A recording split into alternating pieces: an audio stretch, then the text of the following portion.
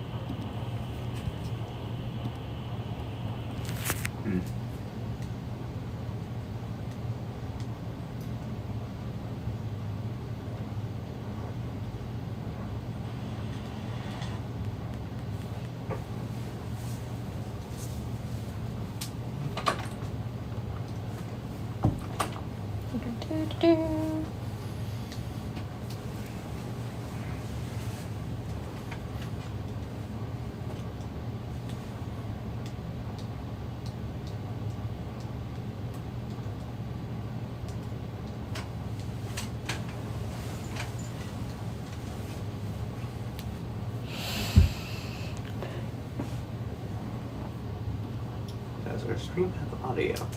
Yes, it does. Okay. So yeah, anybody who tunes in can hear you and can hear me. Mm-hmm. At the moment, I've only sent it to our personal friends. Yeah. But if I send it to the Zine Discord, then everyone's going to be able to hear that. Mm-hmm. Yep. So, do you want me to hold off on that for a little bit?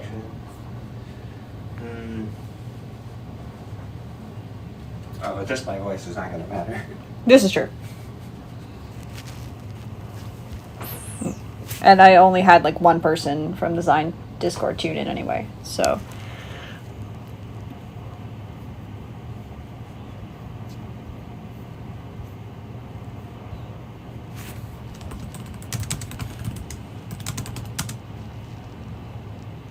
The likelihood of someone recognizing me from my voice is like 0. Yeah. And if they do recognize me, they're going to recognize the wrong person and think it's me.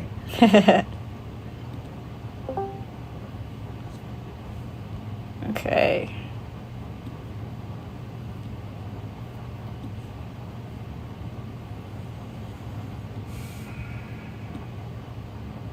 Yeah, a weird Discord thing happened for whatever reason. General 2 shows up in your like friend feed. I don't know why it does that. Like they'll recommend people to you as friends. General 2, like from what server? From my Hiso Tensoku server. Oh. I don't know why, because like the Cheeseburg Mancer was on General 2 by themselves. For whatever reason, it just showed them. Huh. That is weird. On to the random guy. Yeah, something to do with mutual servers and me having like 5 friends, I guess.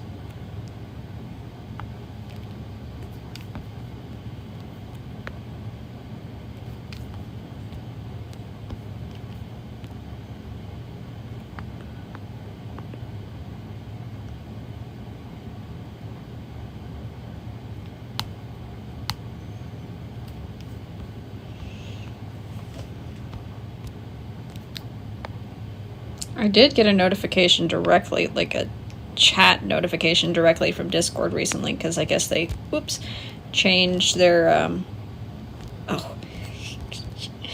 Let's draw on the correct layer, Shelby. They changed some, like, policy things, and so they sent direct messages to people, but... Yeah. Can't you own a server? Well, no. I mean, I guess I do. There are some servers that I set up, but I thought you meant the Fig Tree server. I don't own that. I feel like if you're an operator of any server, they probably send you that. Yeah, I guess that does make sense.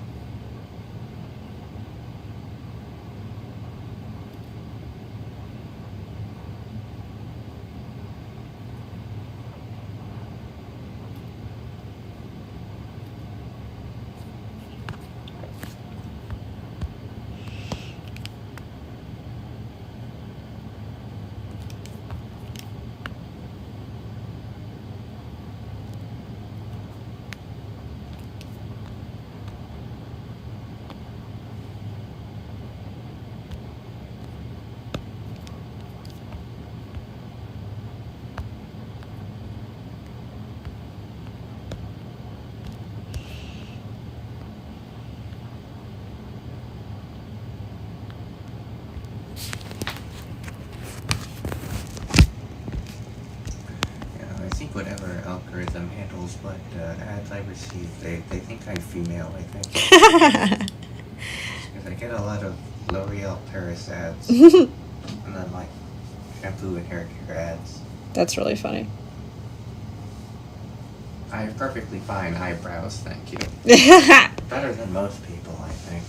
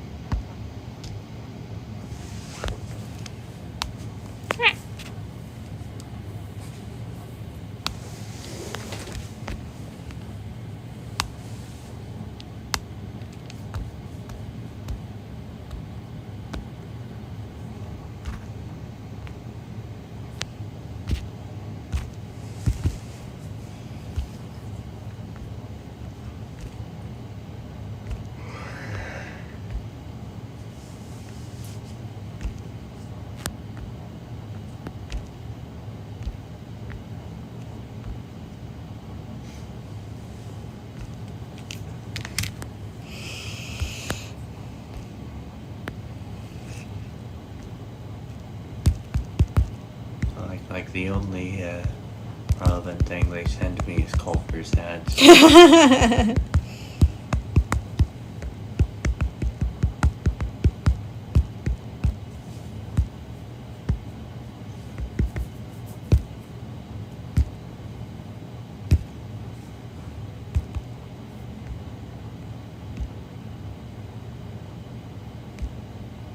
And the one time I got an ad for a YouTube music video.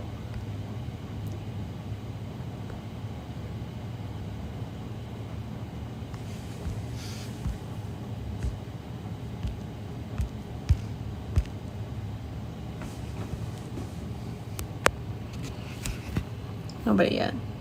Mm-hmm.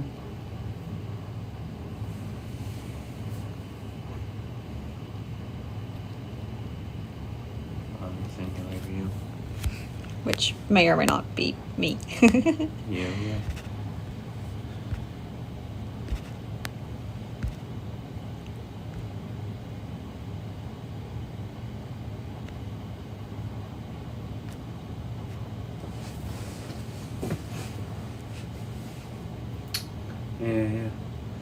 Found a couple new music artists that I think are pretty cool. So. Nice.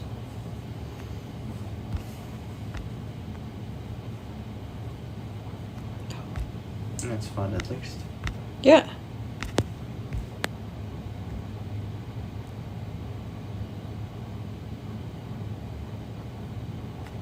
I got back into one of the games I was kind of on and off playing and got a little bit more progress, so that's always good. Nice.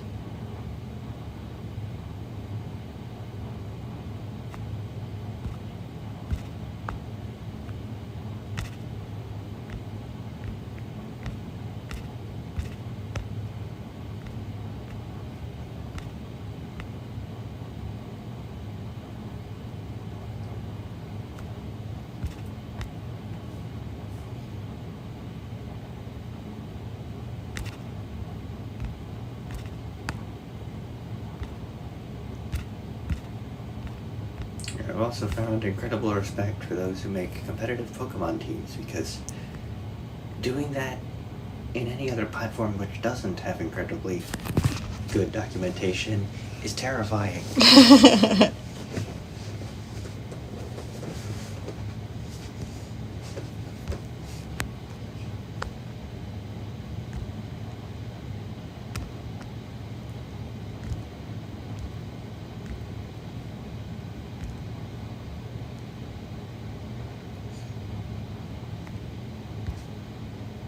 No, you say any other platform, so that means any platform other than what?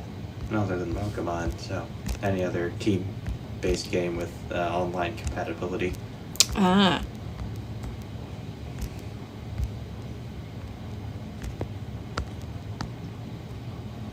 With the one I'm playing, I learned firsthand that you can never really be prepared for what this game's gonna throw at you. Yeah.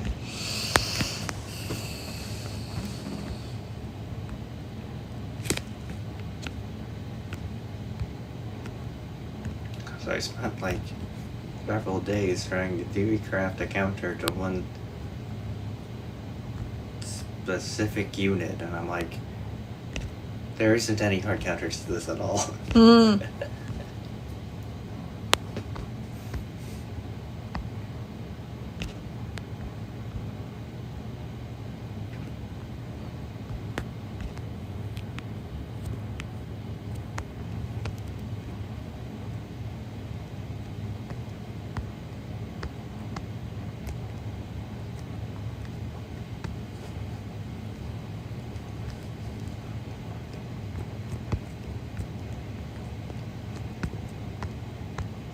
An offensive beast with incredible speed and has like 2 weaknesses.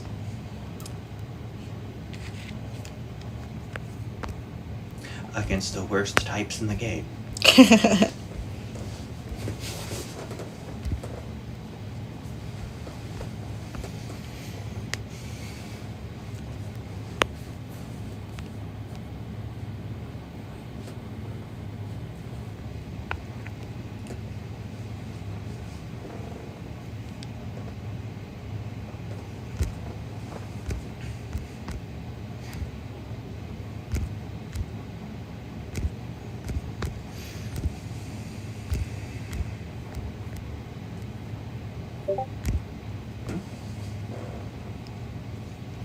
That's Tarva. Okay.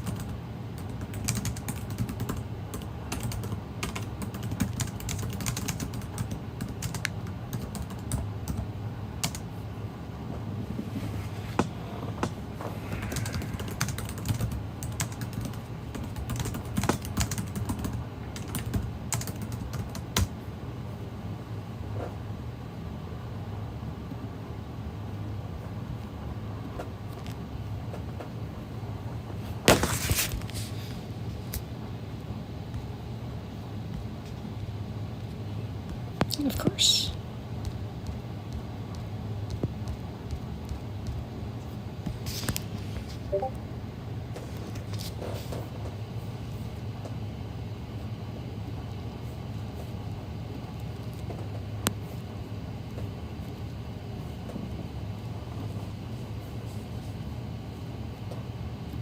Mm-hmm.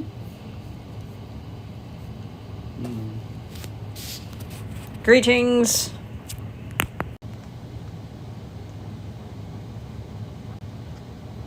Are we back? Are we good?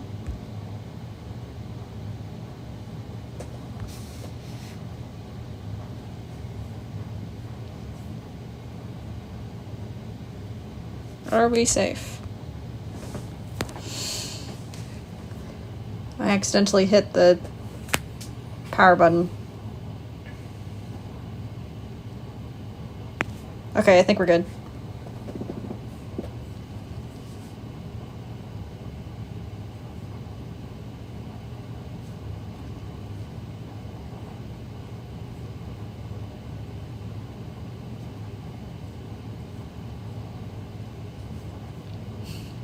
Tarv, if you're here, give us a sign.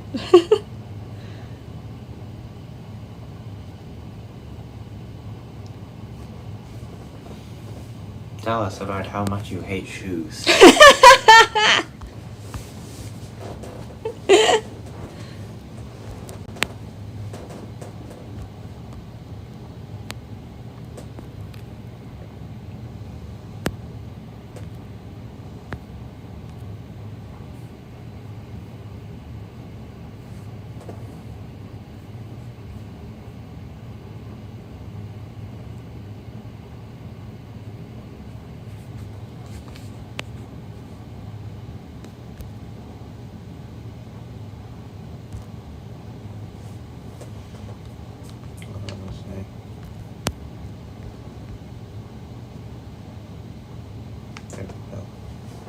We now have 2 views.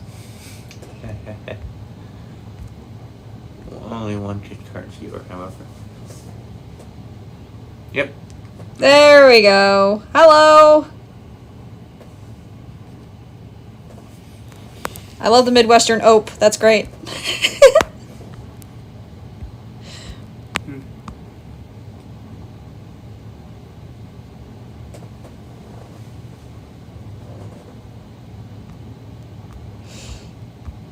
Anyway,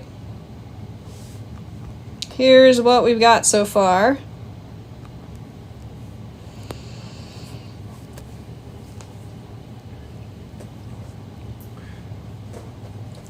Shoes suck exceedingly. Not saying they should be banned, just they shouldn't be required everywhere. Oh, very good.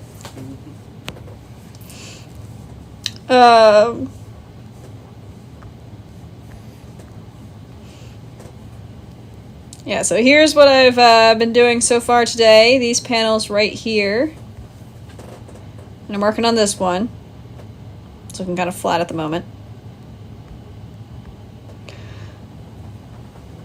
We are currently debating the orange line right here in this panel.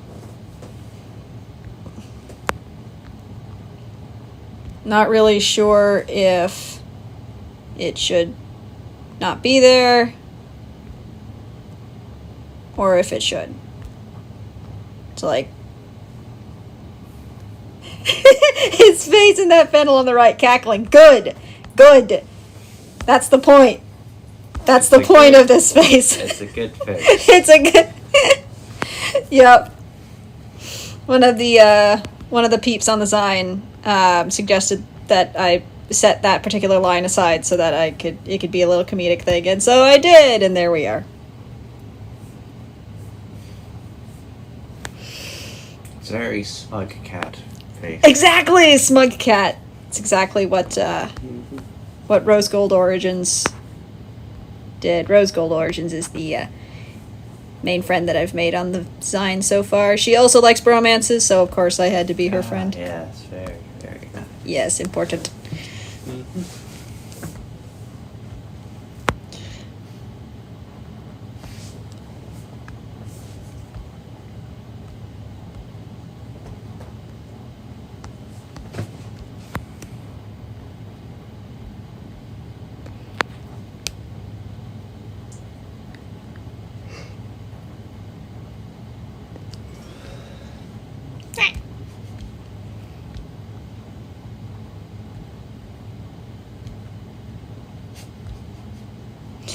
I swear I know how to use this drawing program. Yes, but just a laptop like. Tarva says, I'd say leave the orange line until you finish the whole page, and then you'll see if the balance all works out or not. Of course, it looks a bit odd right now, but it could possibly work out. Alternatively, change it to red to match the tie so the colors are more consistent. Yo! Wait. Wait. Wait. I want to try that now. Because yes, you're right, the orange is not something that has come into the Color palette. yes, color palette much yet.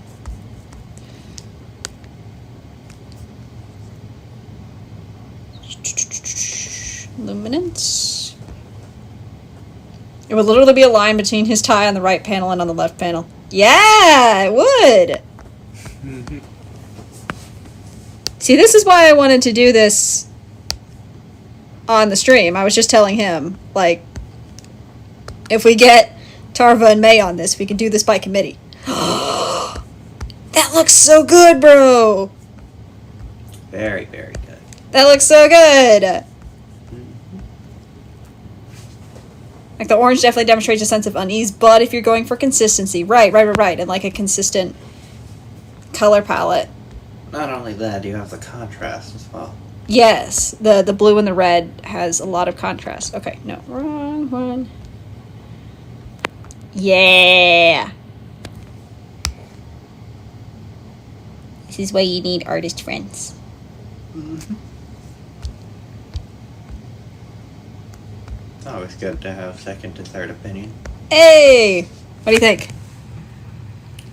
Very poignant. I feel like there needs to be some red reflecting on the heads. Yeah, I'll definitely do that. The contrast should be there, but what color of contrast? Yep. Mm-hmm. Right now it looks very good. Yeah, okay. Goodbye to that. Reference this. Select that. Invert. Right, Tarva, no self-deprecating. You know what the rules is now. You must say something good about yourself now. He knows the rules. You have been bonkificated.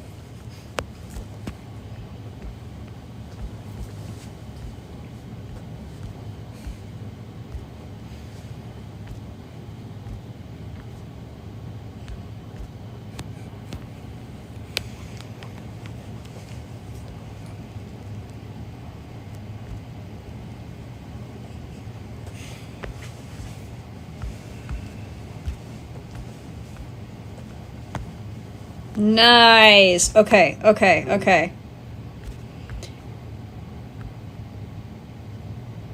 And that... Ooh, like the blue light and the red light can come together to make a little bit of purple on the heads, maybe.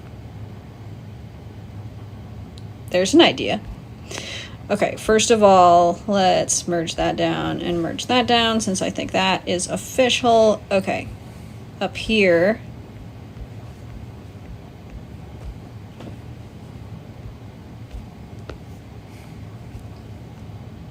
Yeah, that's what I thought. Okay.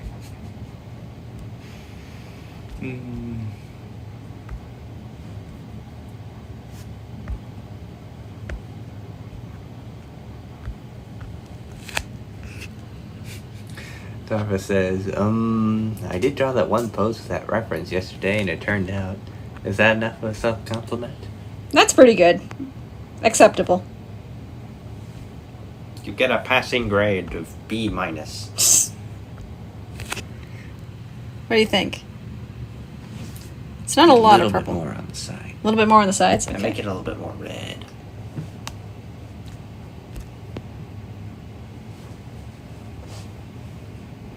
Maybe this purple? Hmm. That one's more red than it is purple. Yeah, we could have that as like a little color contrast when you get to the side that's more red.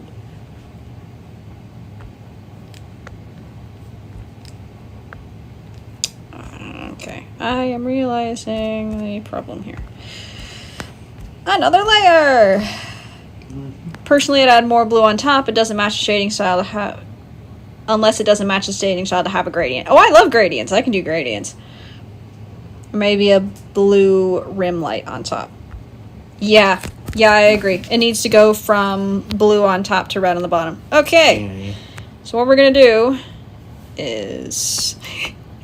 I was so tempted to say that like this. What we're going to do... which I think... It sounds like Scooby-Doo. I don't know why he does that. It definitely sounds vaguely cartoonish. Yeah. But is Skiz and is walking cartoon. Yes, he is. Okay, so... Blue. Up top. Sounds like Scooby-Doo if Scooby-Doo inhaled helium. A little bit of purple right there. And then red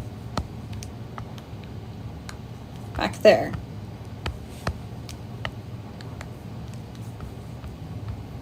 Then we Gaussian blur it. Oh?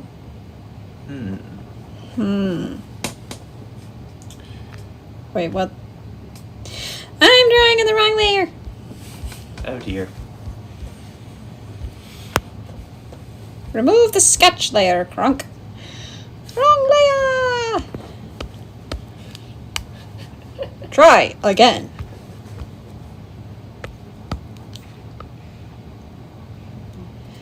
Blue up top.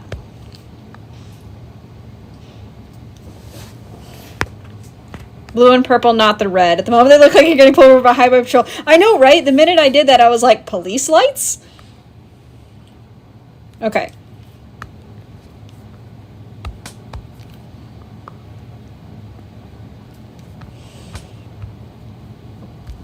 You can try that. Getting pulled over by highway patrol would be a good reason for being slightly antsy. Right, but they're supposed to be irritated with each other because of the disconnect. the miscommunication. I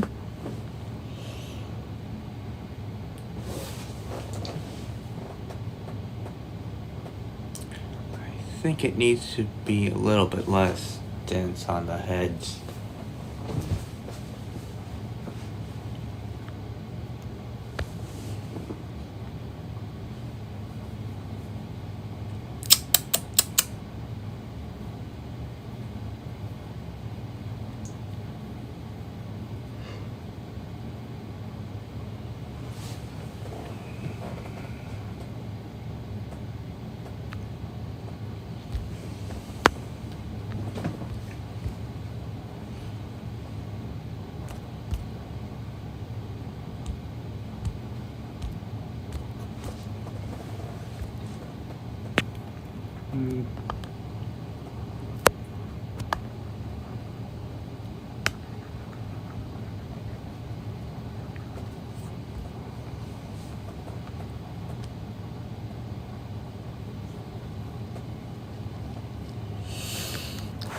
I'm a little unconvinced, yeah.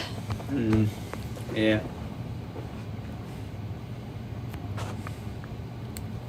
It does fill the gap of something that's missing, but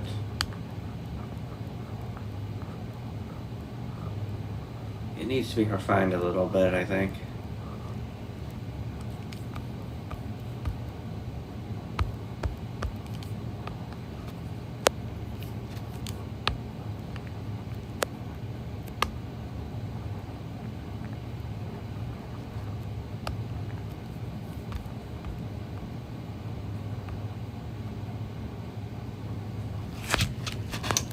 How do I feel about that?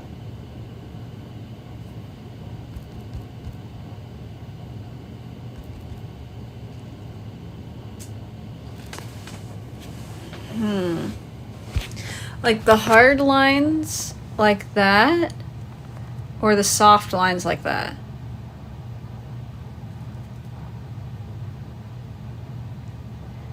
I feel like hard lines looks cleaner. Yeah, I do like the hard lines there, but then there's that little bit where they intersect. Yeah, I know. It's awkward. Hard line on the purple, but softer for the blue. Okay, I see what you mean.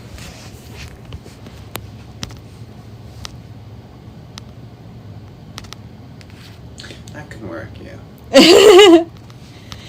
You can tell that my art method is trial and error. Yeah, I mean, can't judge if it works.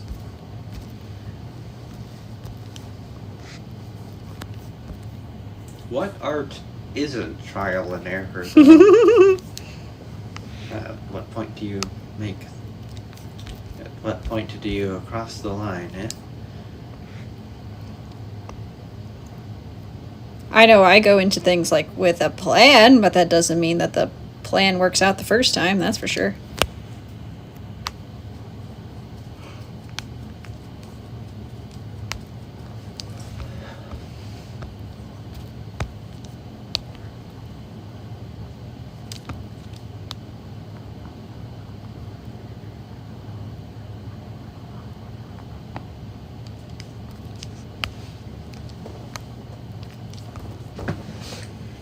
Okay, so we do that, we grab this, we pull the opacity down on it.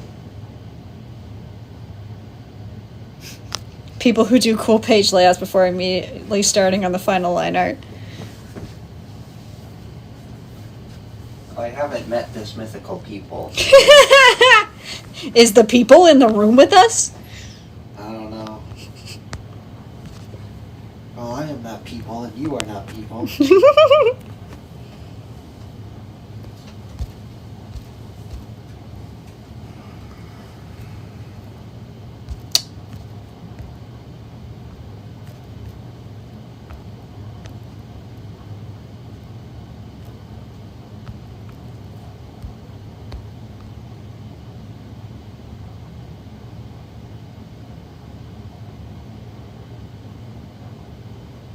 No.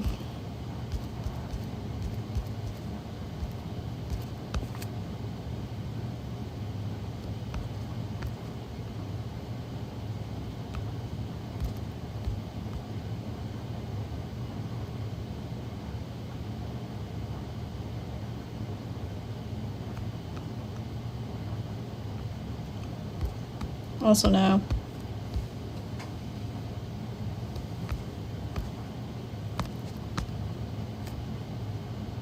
Ah!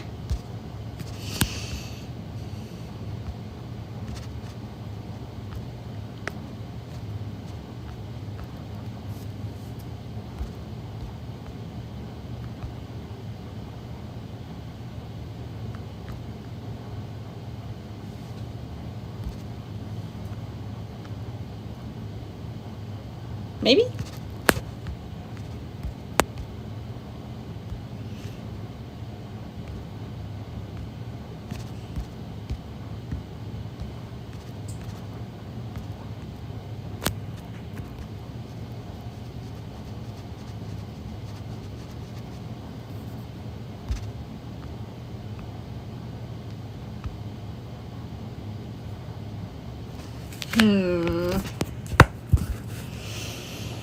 Might be semi-absent for a little while. Got to multitask for a bit. Okay, no problem.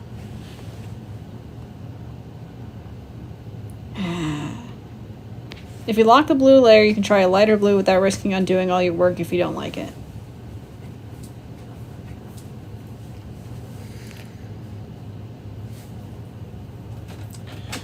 We might be using. Try taking the shade cyan of from the purple. center.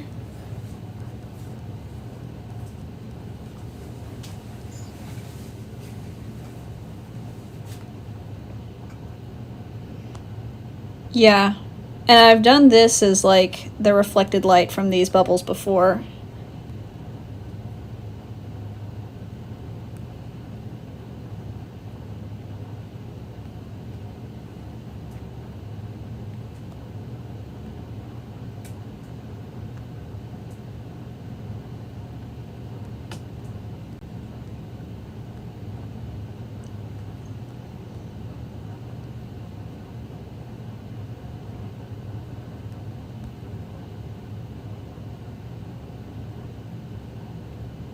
Yeah, I think you're right. I don't think that's it.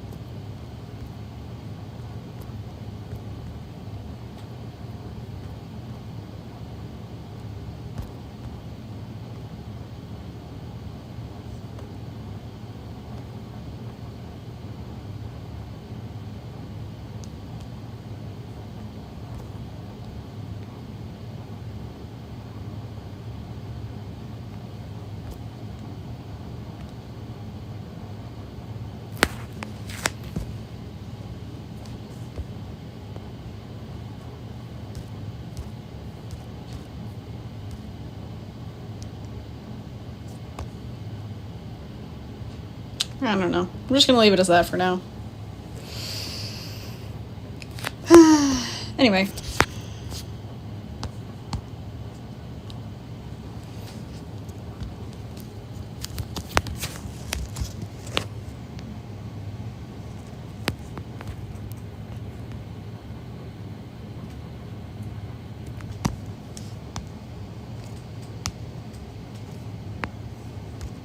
It does look good zoomed out, I agree.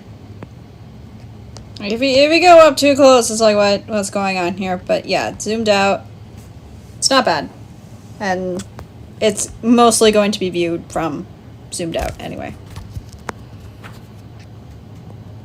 It's also not a panel that's designed to be like a focus, so... I was starting to suspect we were overthinking it, yes. And you're completely right, yeah. It's not a panel that's designed to be the focus at all. You're supposed to move over into the glorious kiss expression. Yes. you are supposed to just zoom right through into that face. Yeah.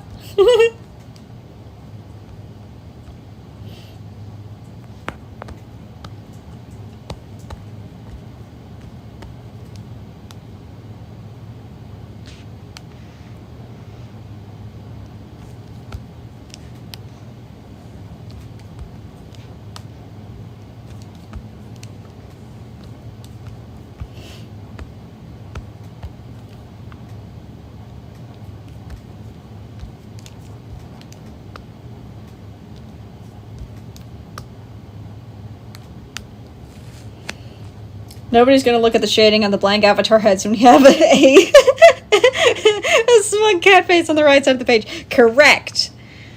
This is true.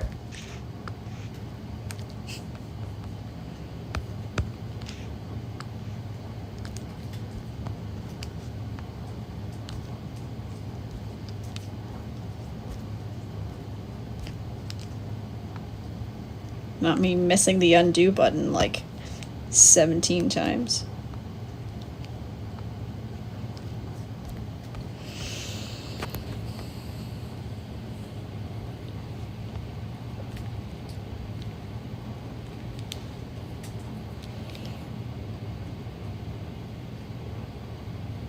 What device am I drawing on? It's an iPad. And I'm using... Well, I'm partly using my finger and I'm partly using my Donut Pixel pen.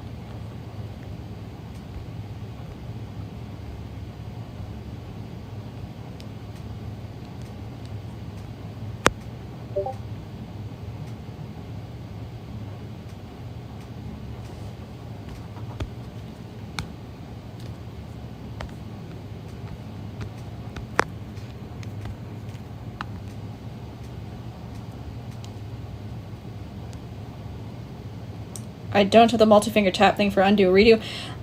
I think I do, and I think I mostly do it on accident.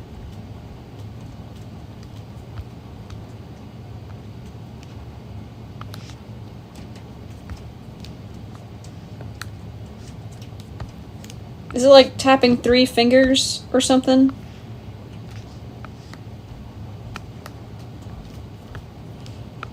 I know if I hit the button on the side of my pen that it hits the undo button, and it usually happens when I don't want it to.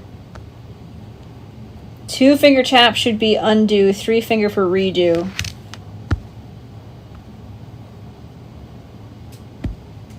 Huh. Okay.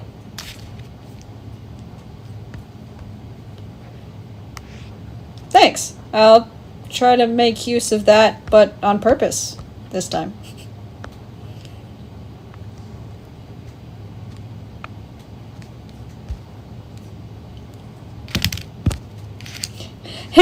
It's just inconvenient when I'm holding the pen and then I have to set the pen down and hit the undo. Anyway.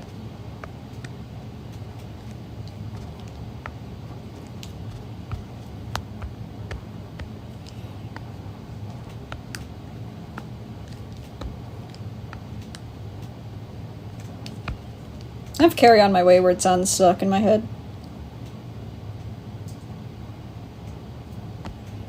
Yeah, you're right. I shouldn't have to. I should be able to just like do it with my other fingers.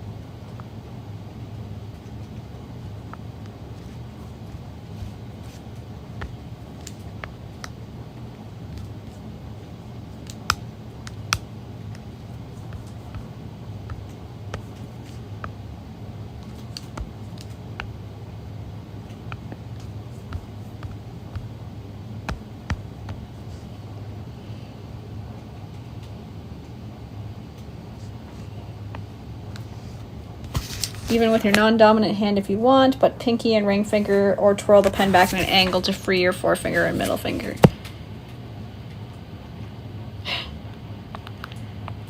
I probably just need practice with it. I'm just complaining. I don't like change. Okay, there we go. I managed to do it with my middle and ring finger.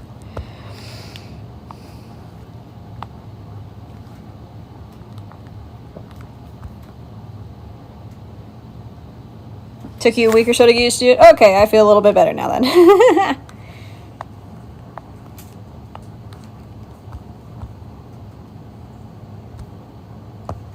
And I just reached over and hit the undo button anyhow.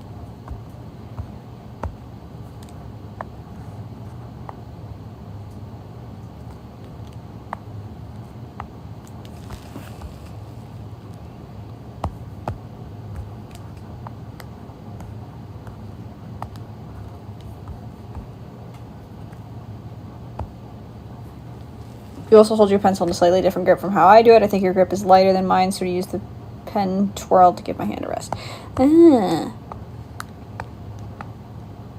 That would do it.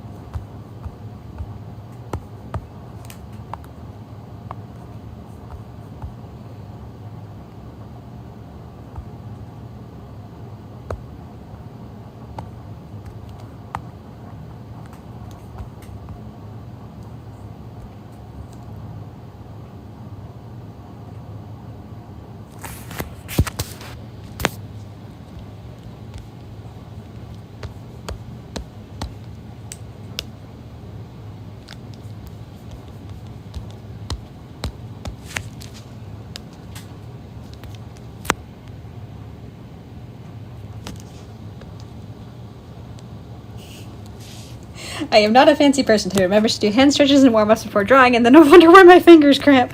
I mean, I don't... I guess I'll never know why. I mean, I don't do those either.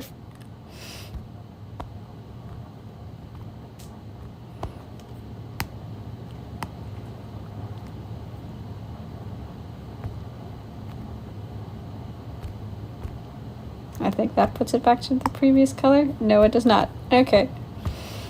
There are probably all kinds of shortcuts that I'm not using because I didn't bother to look them up.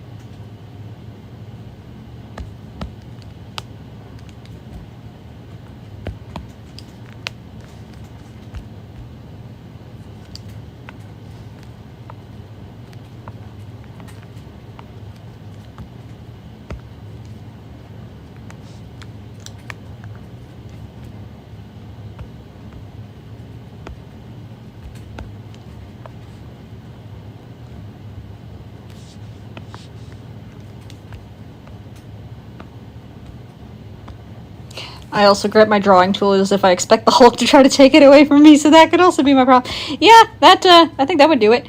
Why? Why did it turn Do Not Disturb off again? This is probably another keyboard shortcut that I'm not aware of. Because it keeps mysteriously turning Do Not Disturb off, and it's like, why are you doing that? Don't. It's trying to disturb you, clearly.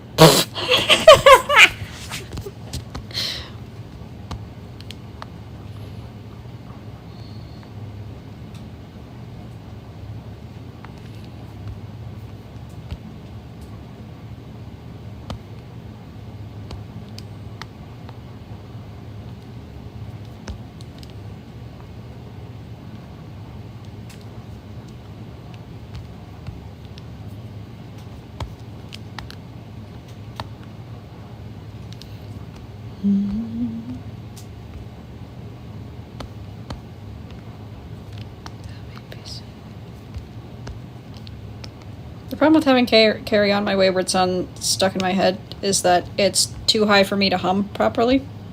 Or comfortably, at least. So it's just there. Playing in my head, and I can't even hum along to it.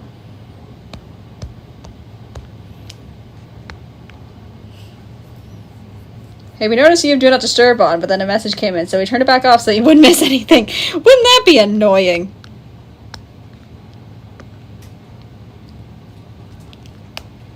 Sounds like something Apple would do. It does. It does sound like something Apple would do.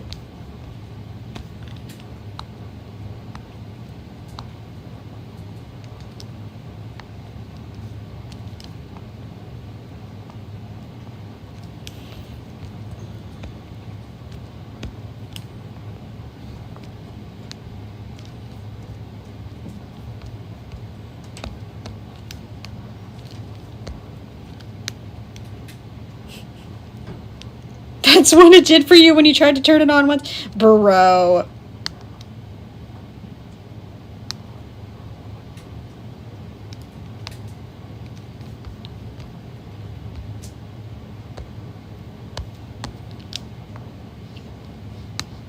Not to be old man yells at cloud, but technology is so freaking useless sometimes.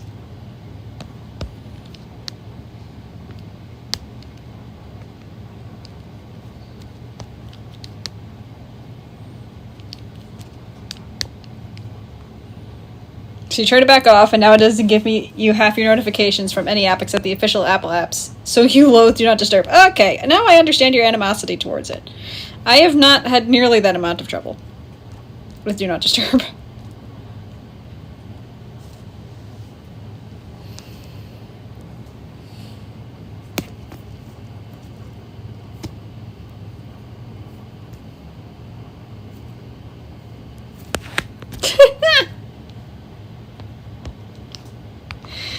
So ornery.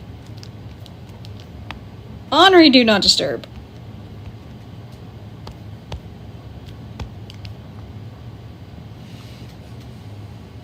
It's like, oh, you wanted me to shut up? Oh, well, guess what? Fine, I'm not going to say anything. I'm not going to send you any notifications. Like, that's so mean. Isn't it not sending you notifications the entire point of Do Not Disturb? Well, yes, but now it won't turn back on. So even if Tarva wanted notifications, it's not going to happen. This is why we shouldn't implement AI into everything. Because this is exactly what's going to happen. So when you say you're unlucky with tech, that's what you mean. Yeah, okay, that makes sense.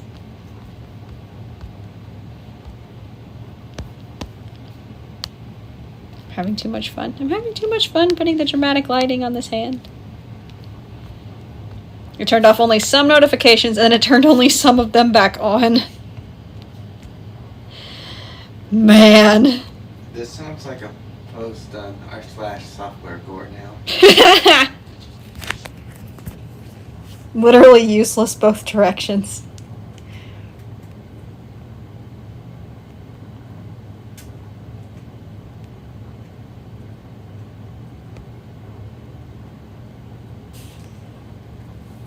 You haven't gotten Discord notifications on your phone in 2.5 years.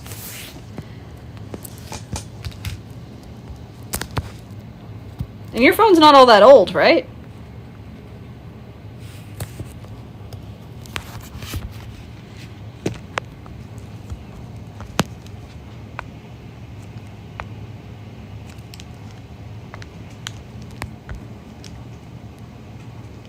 It's an XS. I'm not that apple-pilled. I don't know how recent an XS is.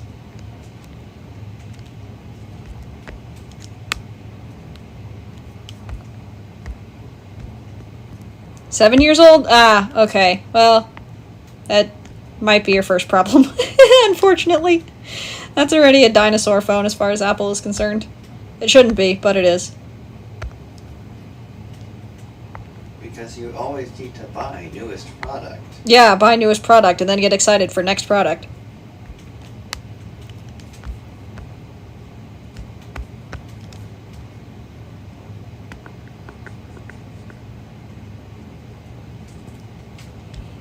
I love how this has just turned to Old Man Yells at Cloud stream. Like, I'm literally doing digital art right now, and it's still Old Man Yells at Cloud. Well, I mean, there's two of us, and together we form at least one old man. Look, I did it again! Turn Do Not Disturb off. Back in my day!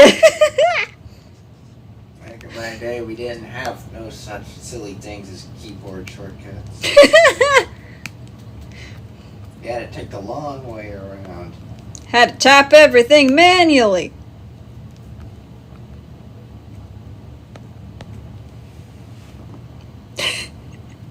If we added all of our ages together, we would be old enough to warrant this conversation.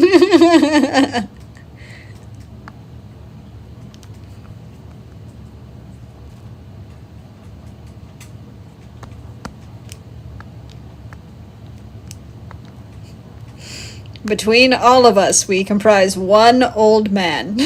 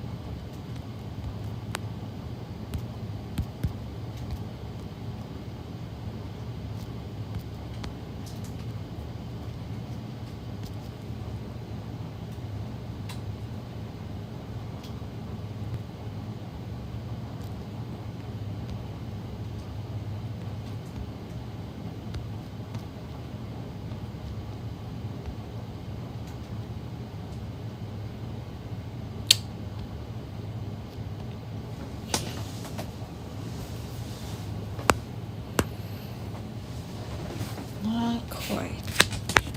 So I want to do the same thing that I did in this panel, but in this one, and that looks a bit too dark. Okay.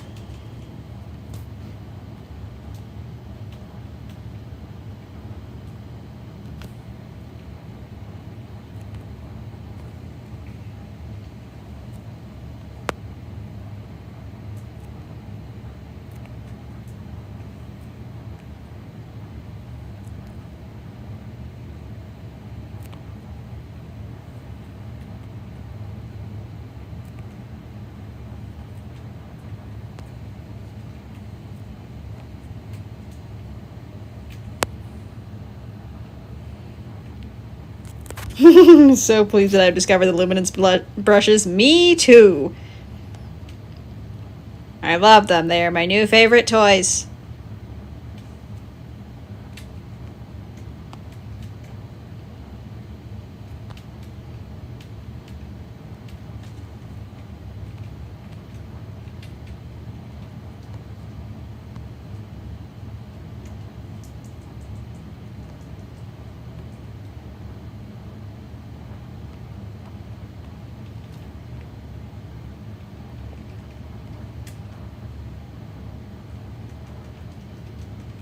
It's a bit too busy.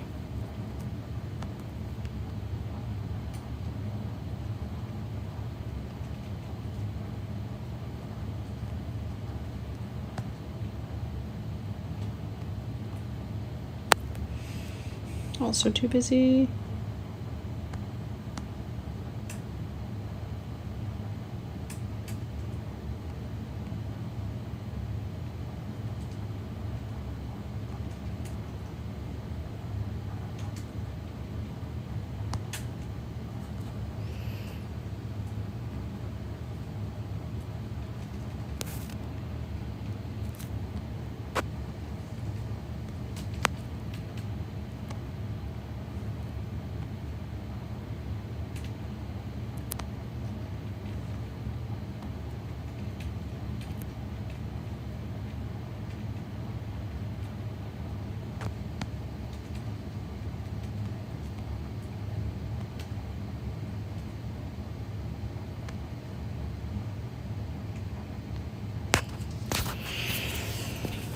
You only have the opportunity to use them once every 2 months, but this sort of magic cybertech stuff, perfect use for it. Yeah!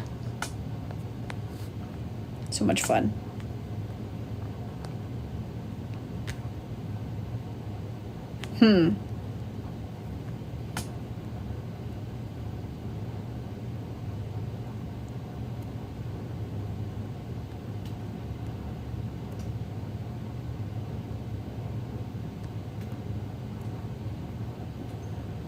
I knew as soon as I saw this that I was just going to abuse the ever-loving daylights out of it for the rest of this comic.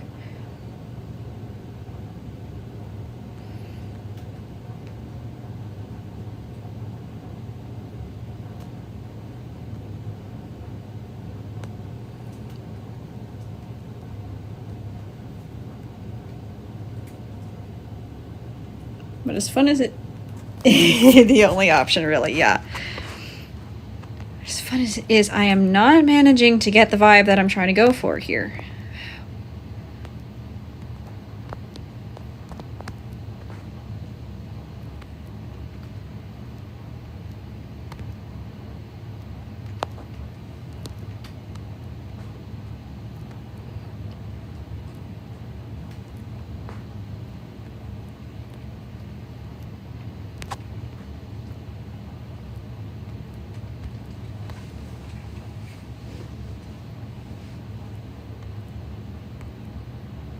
Okay, so far so good.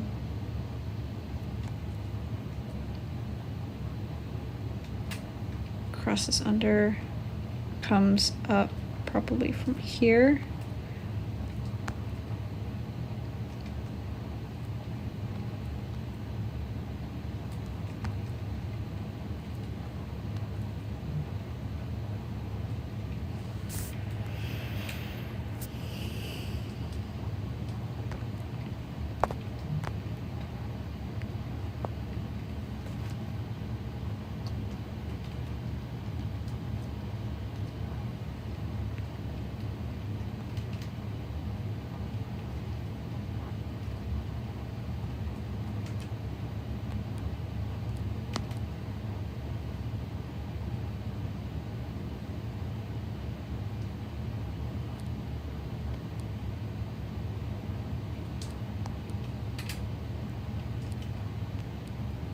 No.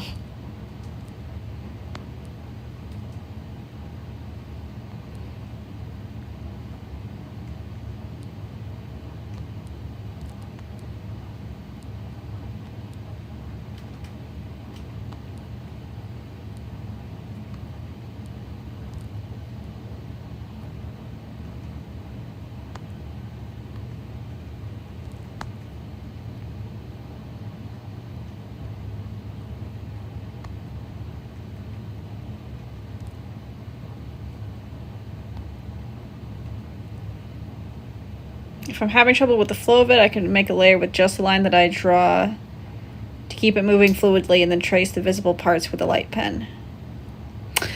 Ah, I see what you mean.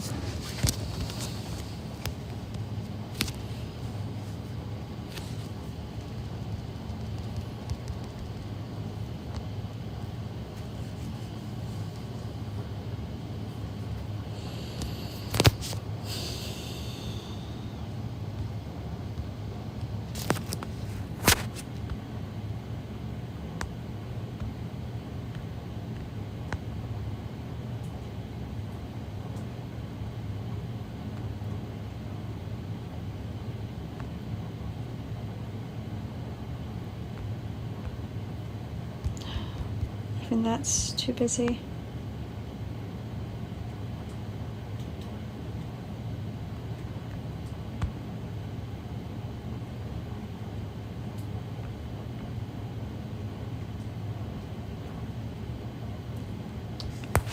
I'm tending towards a stacked rings thing, yeah.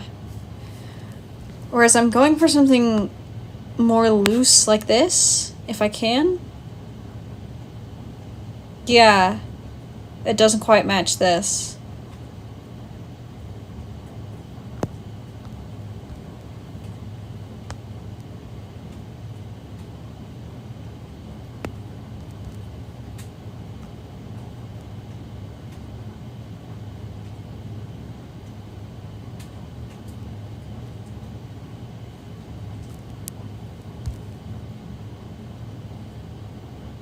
Avoid the loops. Try to zigzag more, but with smooth curves. Yeah. Okay.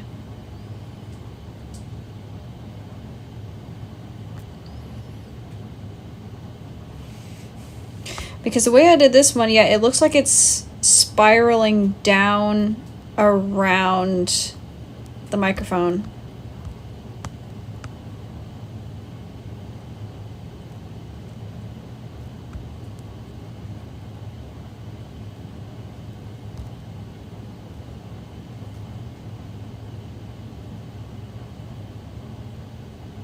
Right.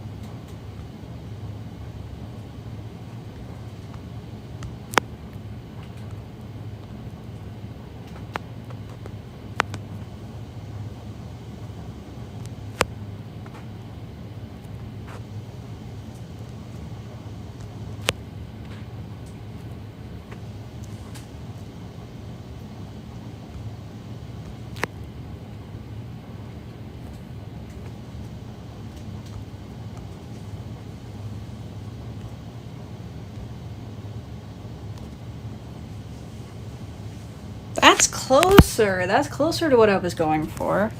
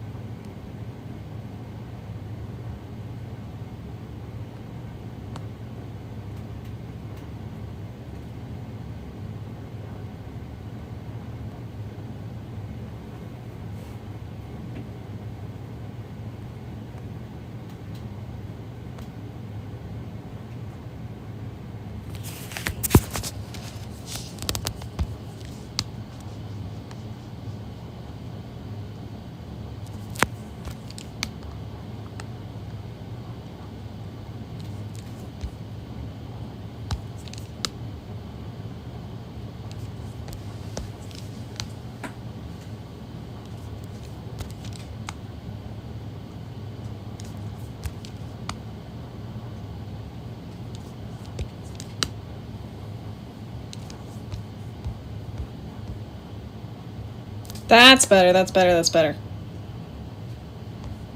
It falls more loosely around. And I think this curve needs to be flipped the other way.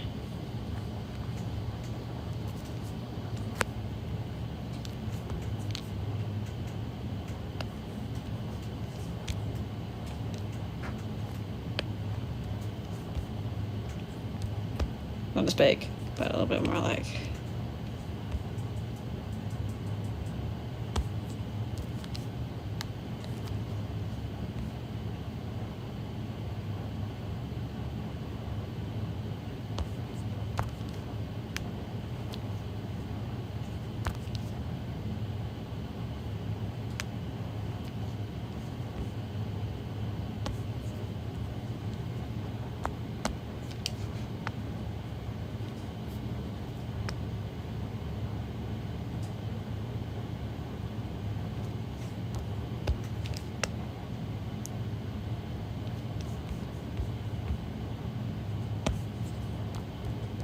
Okay. Be careful here.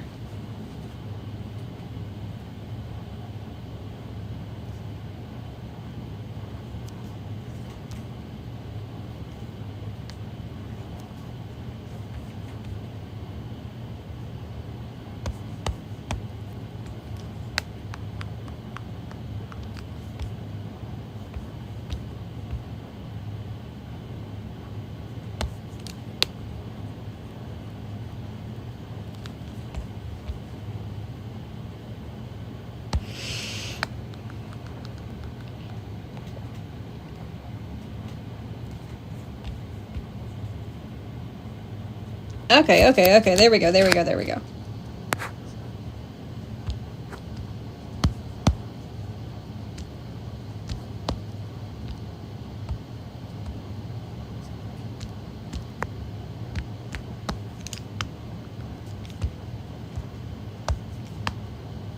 Yeah.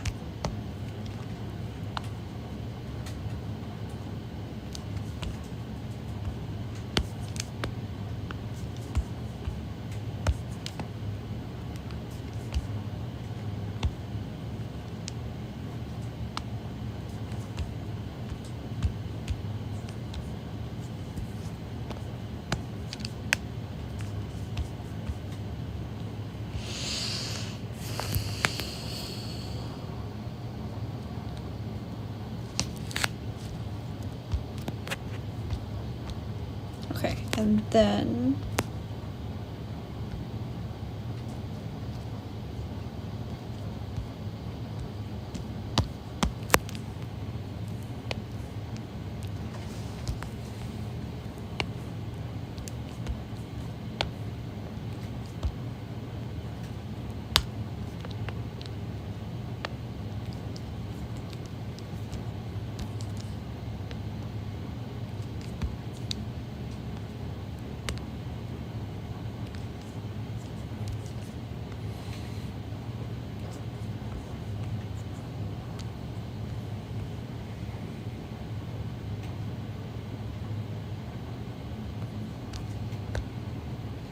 nice.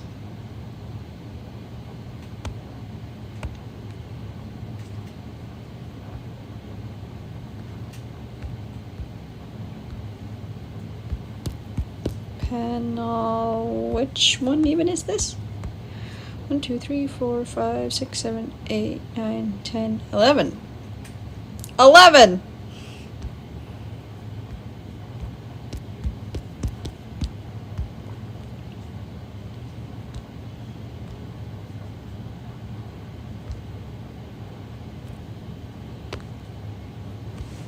Gaussian blur delicious. Yes. I use it so much. I have used it so much.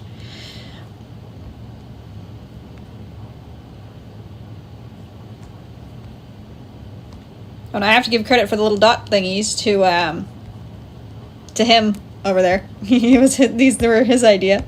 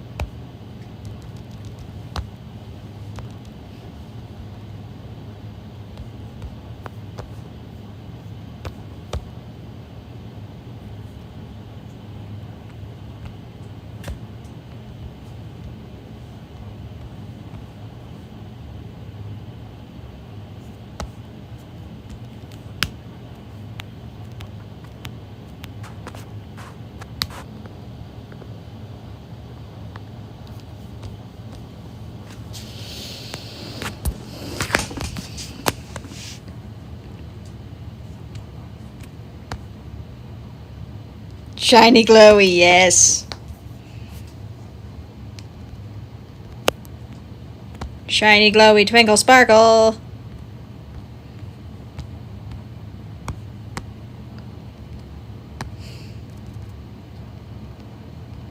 The light pen is my best friend. Whee! That's too many. That's too many dots.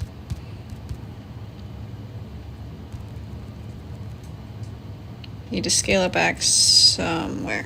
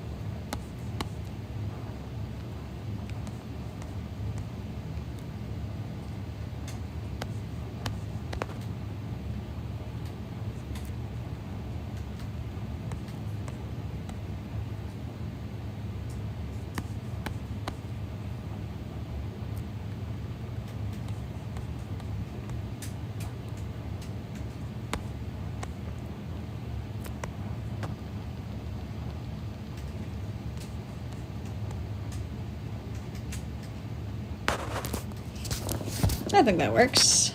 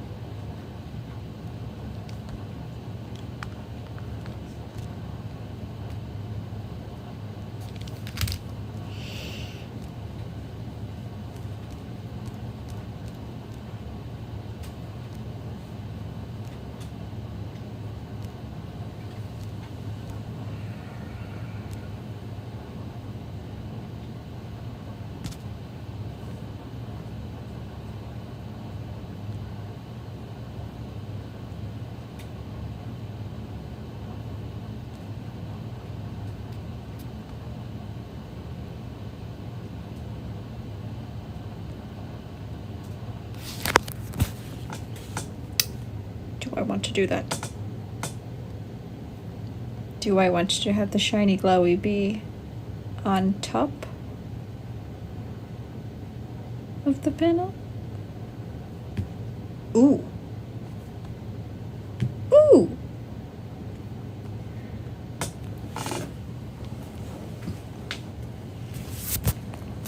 Shiny glowy on top of panel. Outline.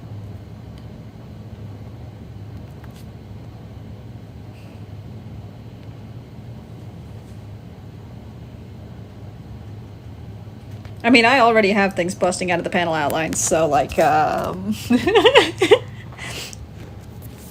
Yes. Yes, I think so. I think, yeah. Okay, that was easy.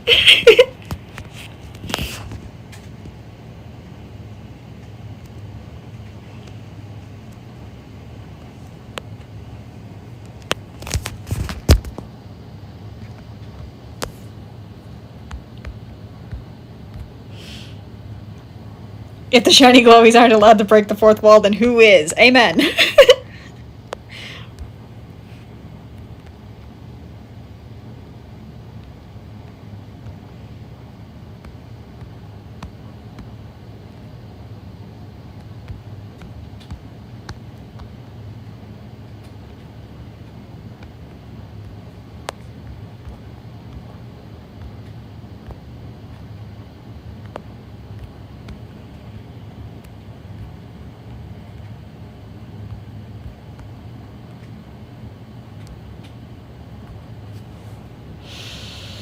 Not there.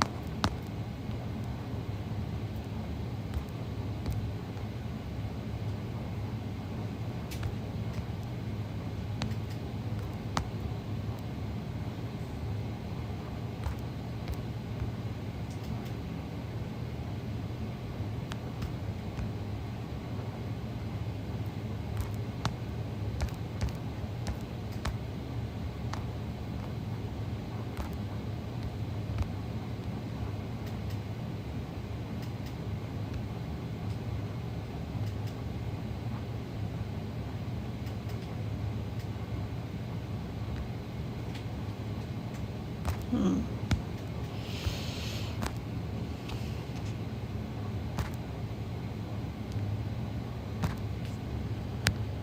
Not sure about that. Looks muddy.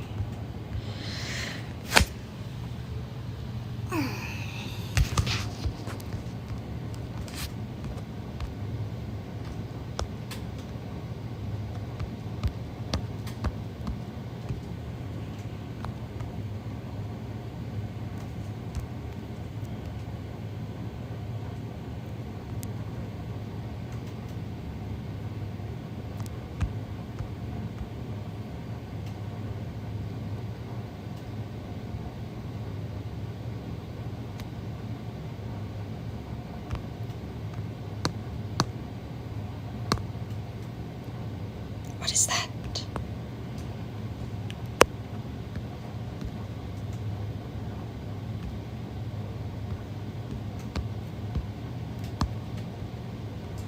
What is that 1 pixel?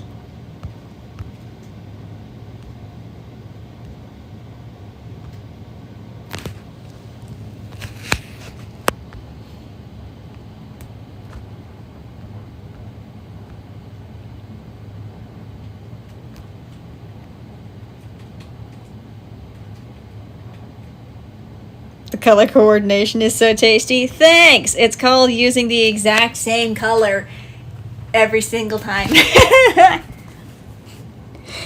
Sample color, sample color, sample color, sample color.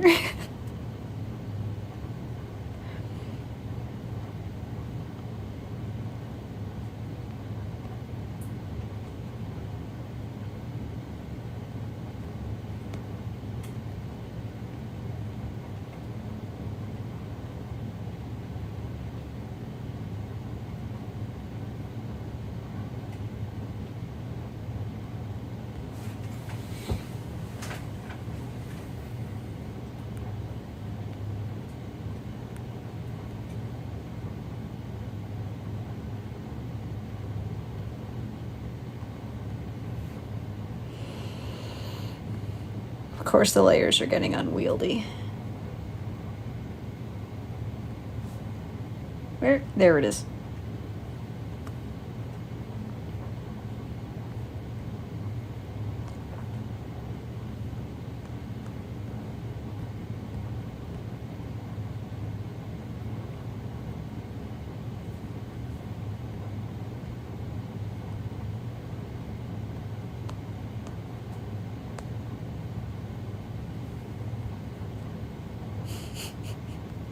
I like your funny words, Magic Man.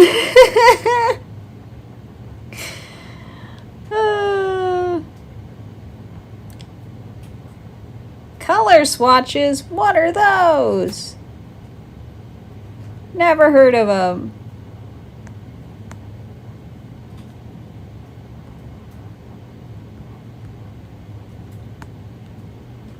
Okay, it isn't on this layer, so where is it? Where are you coming from? There it is. I found it. Good. That was going to bug me.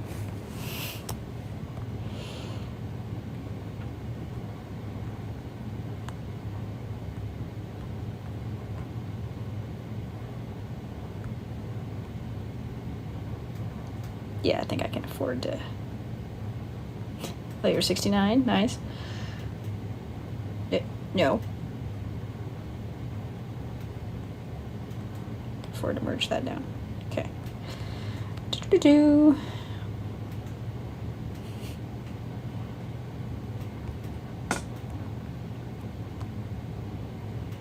To be fair, again, like, your art style is much more of a painting style, and mine is much more of a comic book, you know. Manga style. Yeah, manga is a good way to put it. I can afford to do the exact same color every single time.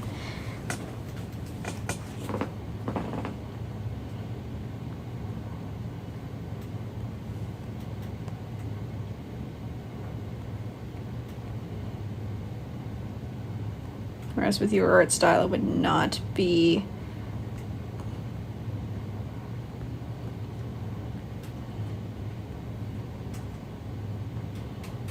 quite as realistic, probably.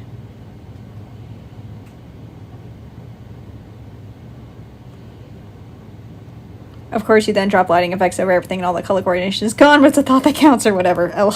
Did I just almost verbally say LOL? But yeah. Yes, as you almost did. Yep.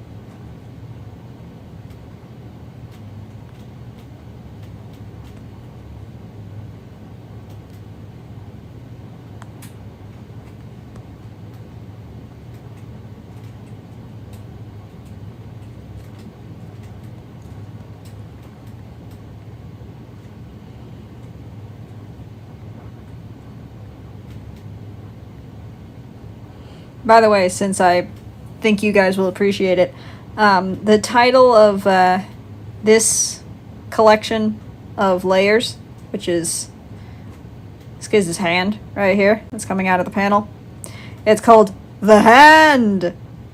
And that's in reference to that one VeggieTales episode. Dr. Jiggle and Mr. Sly, where, like, Scooter is freaking out because he saw a hand.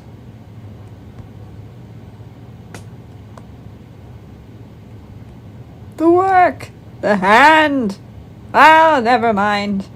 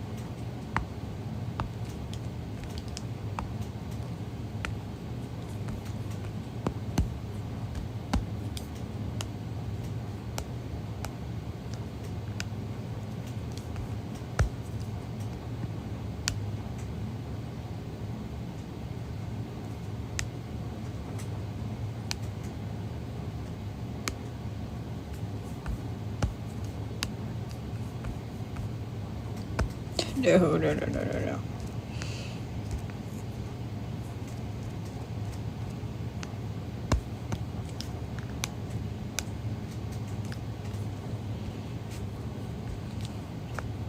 Actually, speaking of Imp and Skiz and VeggieTales, apparently there is a post on Tumblr of somebody who pointed out the similarities between Larry and Skiz, and also the similarities between Impulse and Bob. Because Larry is tall and goofy and silly,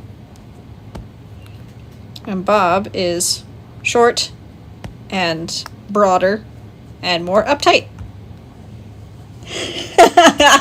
Yes, good, says Tarva. That's a classic comedy duo. It is a classic comedy duo. You need the goofy one and the straight man.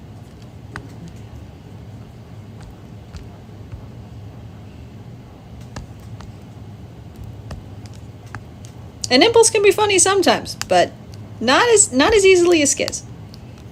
And I looked at that and I went, oh, Oh no. I have been programmed since childhood to to like this dynamic.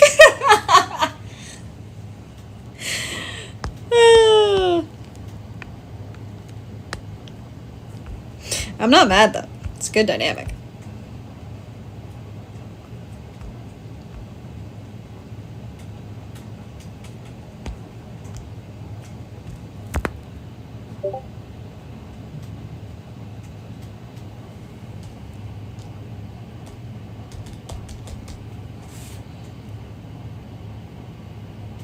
Wow, look at you, Tarva. You've got palettes. Yeah, I understand why you have trouble with it now, because it's all smushed together. I would not be able to remember which color palette, which swatch is which. Oh, guess which one? Yeah. I wonder.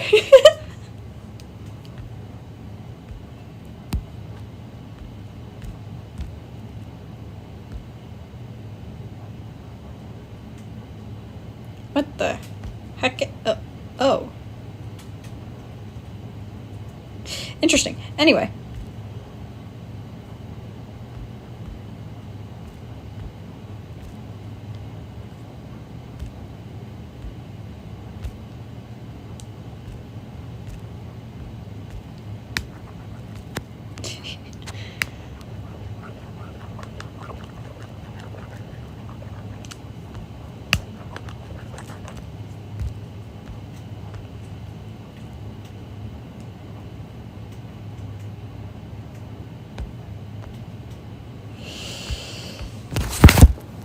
Okay. Panel done, which means we break, we stand up, we drink water, we do push-ups.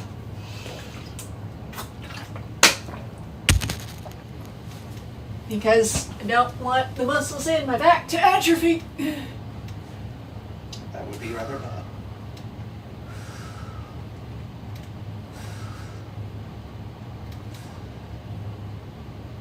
It also helps get my shoulders back into position.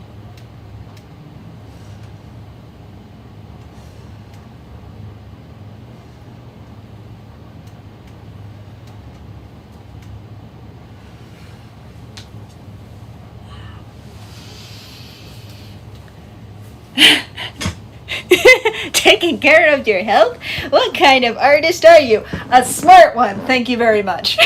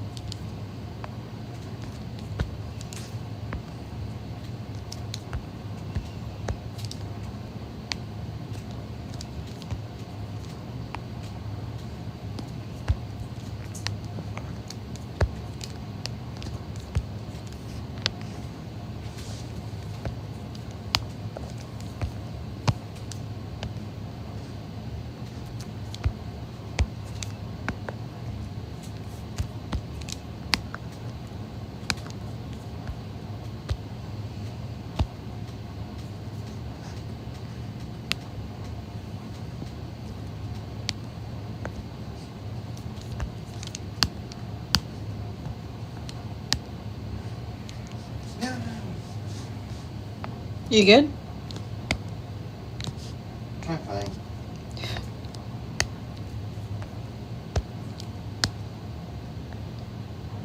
That's my latest appointment.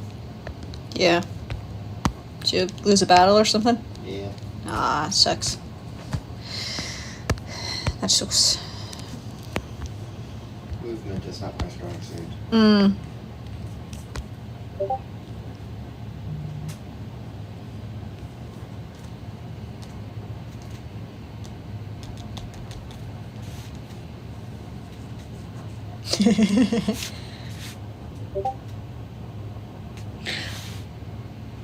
Oh, wow, you do have some nice organization. Nice.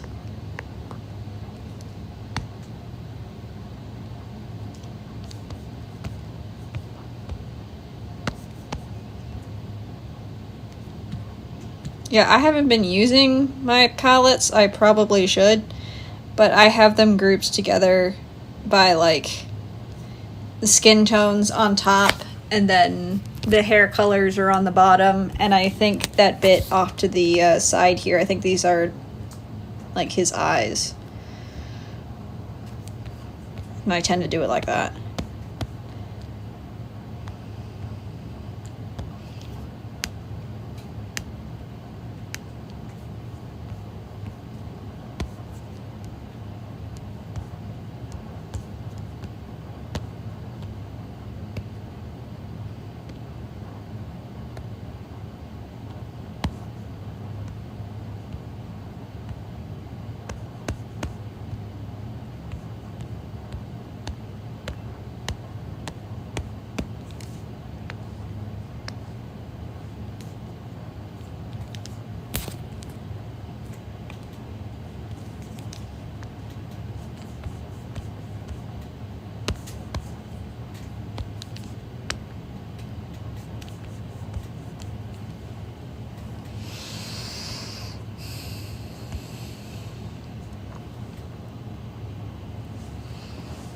Yeah, my LSTR color palettes. Yep. They're organized in much the same way.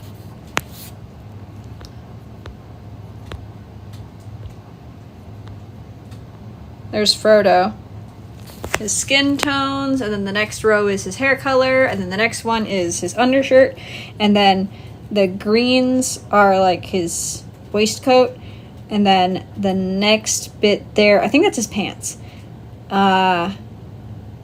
And then the red is for like that overcoat that he has, and I'm not sure what that yellow is, but the blue and then the white right next to it, that's for like his eyes and his glasses. And I don't remember what the green and the gray are for. Those are probably for like different articles. Oh, the gray is definitely for when his shirt is starting to get dirty. Yes. And yeah, I've got color swatches for clothes as well. Mm-hmm. They are there.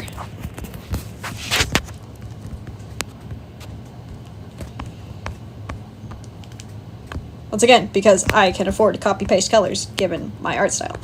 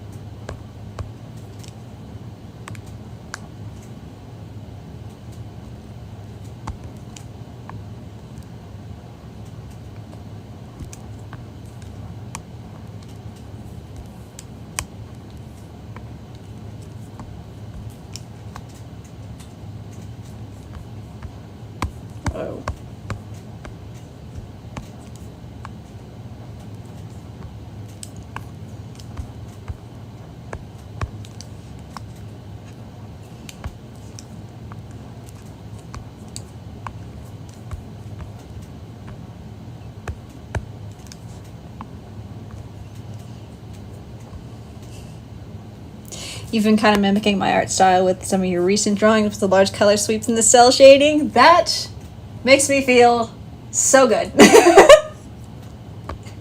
That makes me so happy. I am an influencer. No.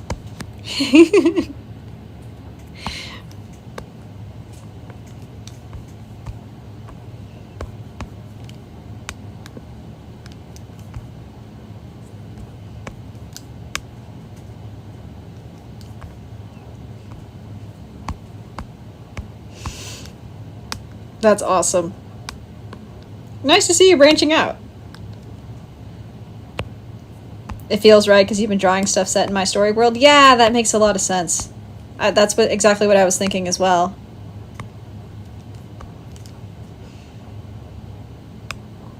Like, it's kind of easy to imagine that world in my art style in a way.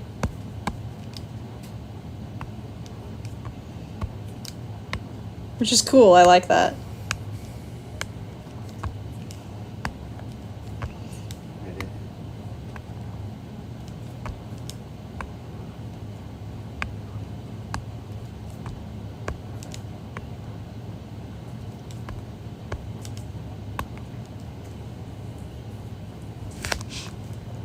Yeah. And I can tell. I mean, when you were trying to do facial hair and you just kind of did like a big, grayish tint to the bottom of the chin, and it's like that's a really classic like cell shading technique for implying facial hair.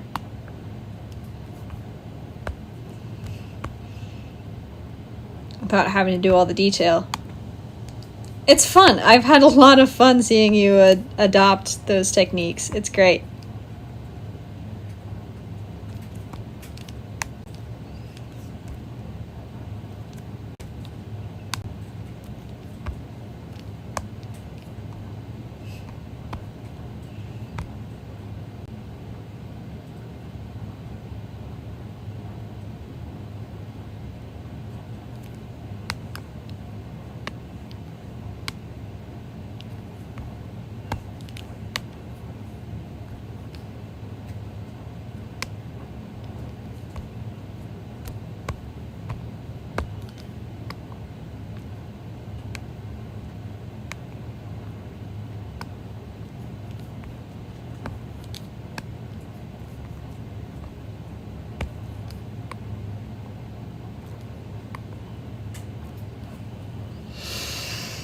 Once again, because of the resolution of these images, we are back at pixel art.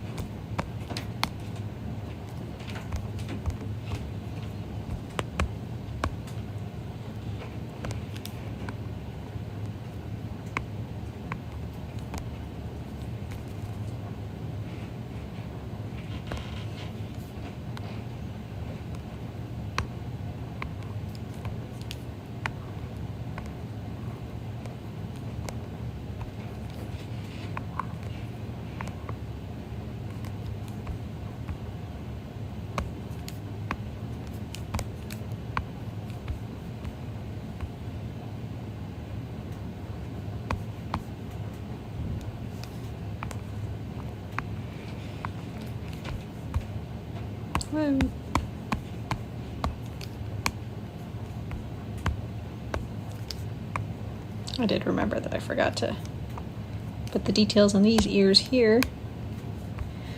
Hello, Smug Skiz.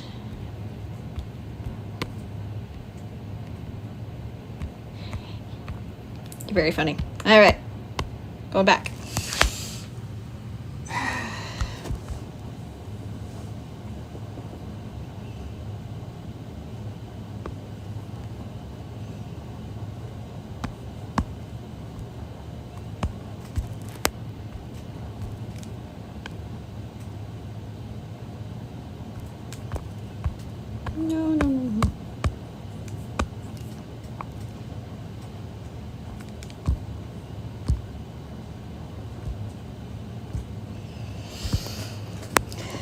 You've even been doing line art with the fine pen brush. It's not precise line art, but it's not your usual vibe, so you're having to find an in-between. Ooh.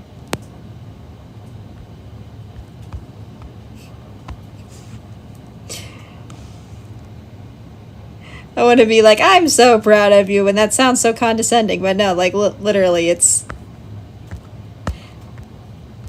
cool. It's cool.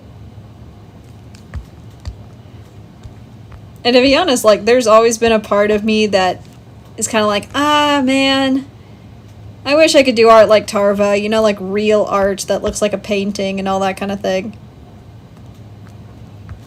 But I'm slowly getting to the point where it's like, no, you know, my cartoony art is just as much art as anything that looks like a painting. And that to see you adopting my art style kind of lends credence to that. It's like, even the person who draws things that look like a painting still has something to learn from the person who draws things that looks like a comic book.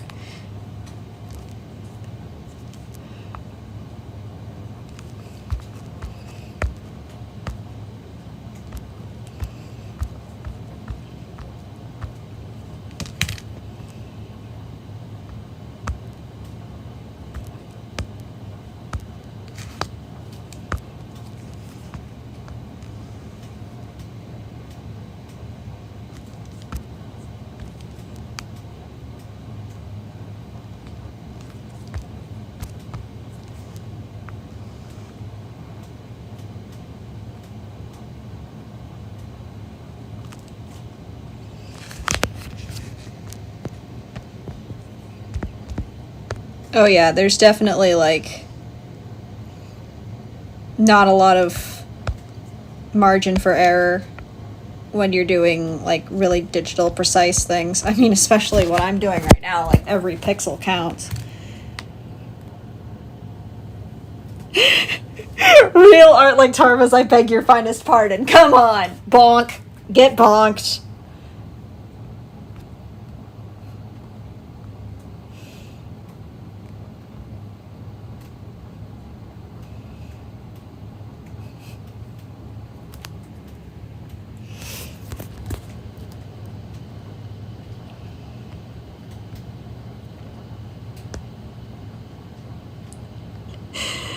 That's really funny, though.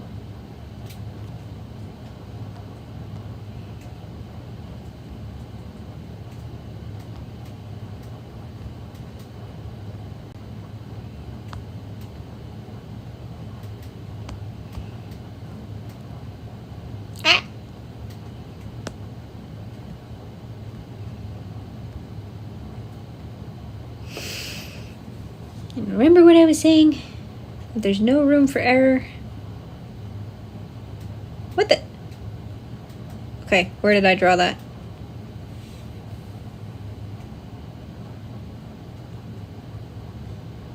Where? Oh. Oh, okay.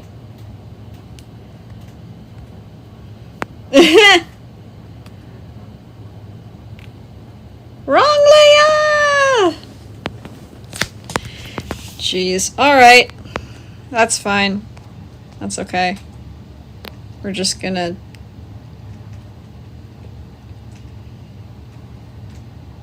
grab all that. Oops.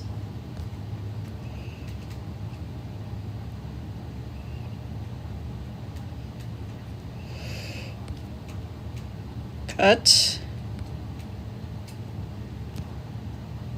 No. Still the wrong layer.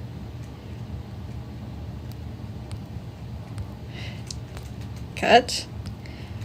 There we go. Go up to this one. Paste. Good. Merge down. Alright. Are we good now?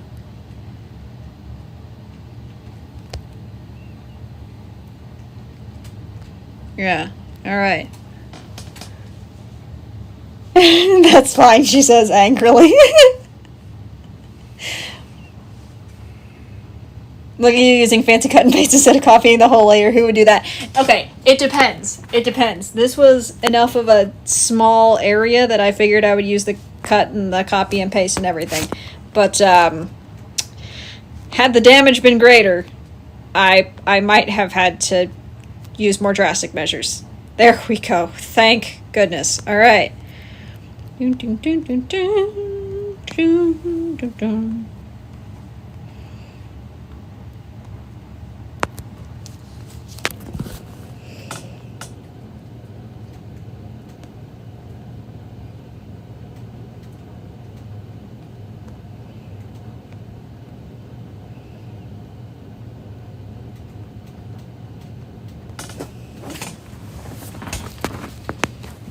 It's so magical every time I use the fill tool.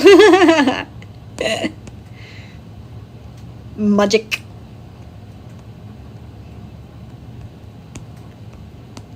That's why it takes me 10 years to do my line art. Because I have to make sure there are no gaps.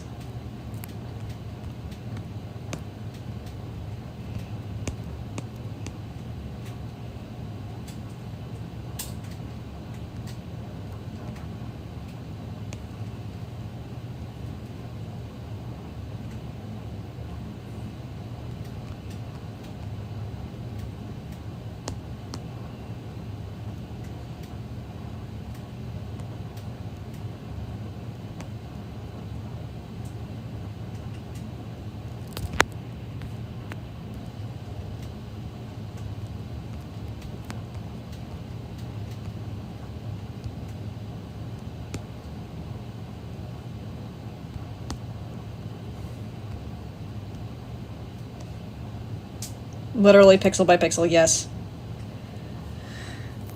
The precision thing, yep. 100%. Whoa.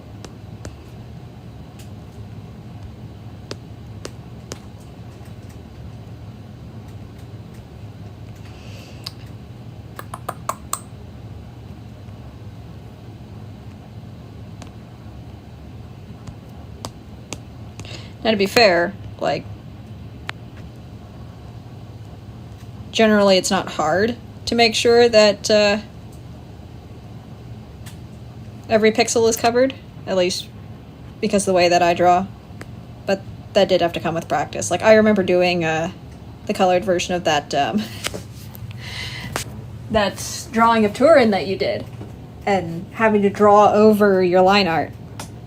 And yeah, that was not easy.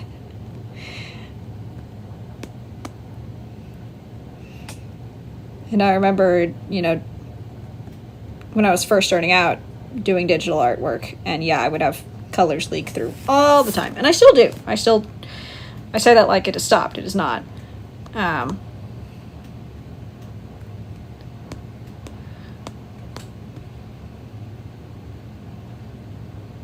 I guess I've just gotten the hang of it, more or less.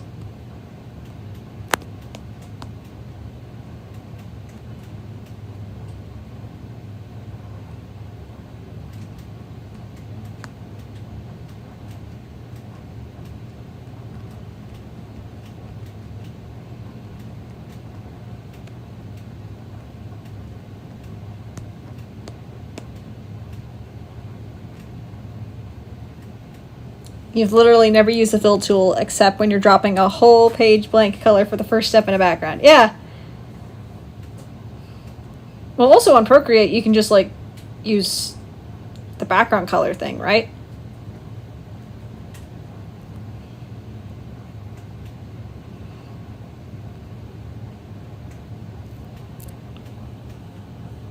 You tried, like, once the whole page is filled in when you, yep, that's not gonna work. Yeah. And there's also the threshold thing. Like, you can decide, like, you can play with the threshold. I don't know how to describe it. But if the threshold for the fill bucket is lower, then the colors are less likely to leak through. Like, if the computer finds a gap that might be a gap, but it's not really sure, then if the threshold is lower, then it will err on the side of, no, that's not a gap, that's a solid line. And if the threshold is higher, then it will err on the side of, yeah, that's probably a gap and it's going to leak through. But if you want the paint to smudge for an applied or out of focus background, then you have to have the solid color on the same layer. Oh, okay. I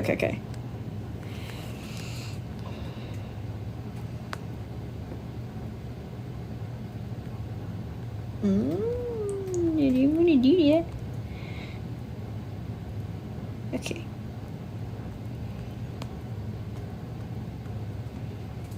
What did I put in his ears?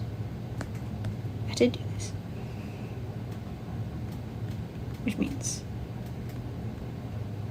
no, not that color. This color. That one. Here we go. Same thing over here. Okay. Try zooming in on your drawings, even the ones with the ink line art, you'll see huge gaps and lines. Yeah. And I remember we were talking about that, right? Like, you do that on purpose to, you know, it's like, it's part of it. The whole implication of a line being there.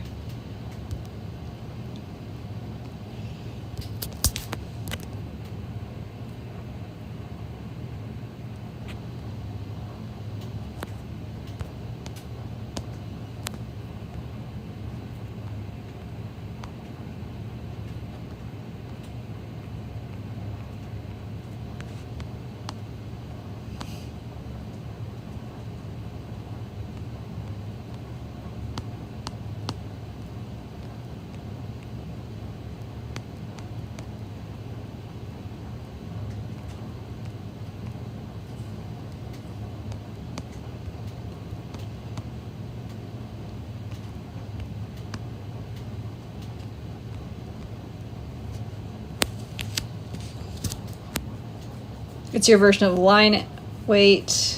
That's why you should never go to art school. We should never go to art school because we want to continue liking art.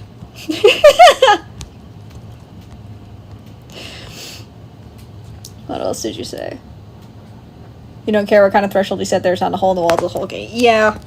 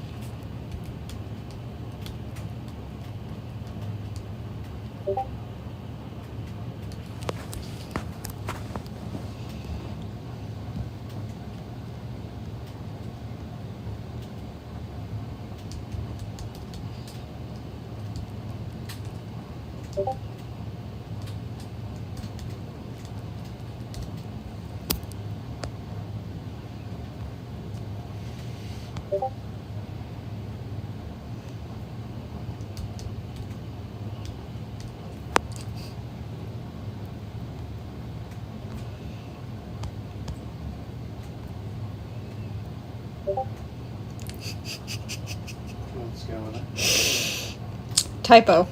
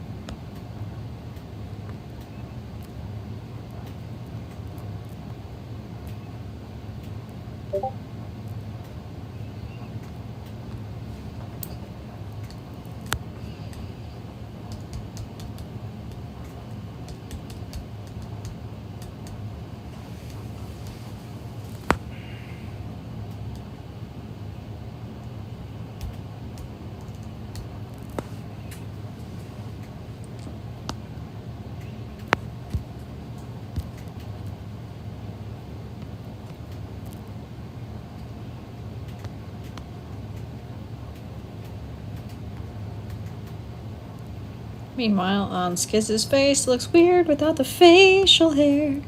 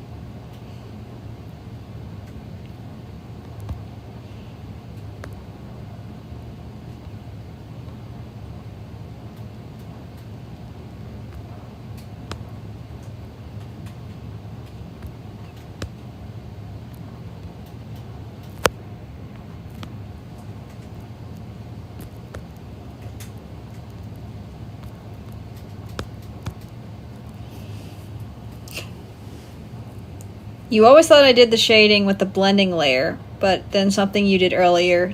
Did you shade with ink colors? I'm not sure entirely what you mean. I have two different kinds of, and I'm drawing that on the wrong layer as well, but I have two different kinds of shadows that I do. I have the skin shadows, which is just solid colors.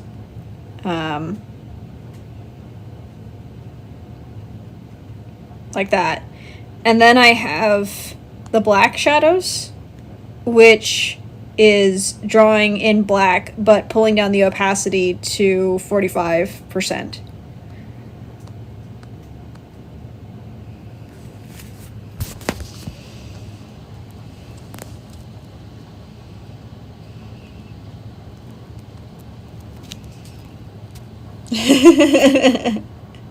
And that means I can separate those two, and it just makes it easier to manipulate them separately.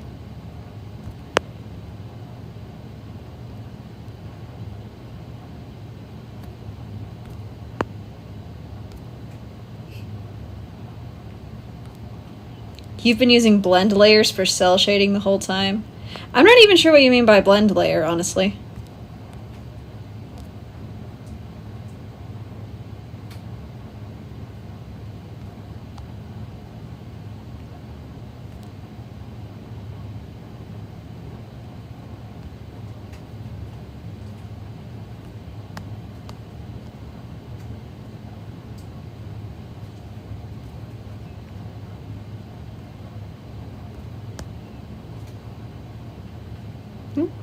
Okay.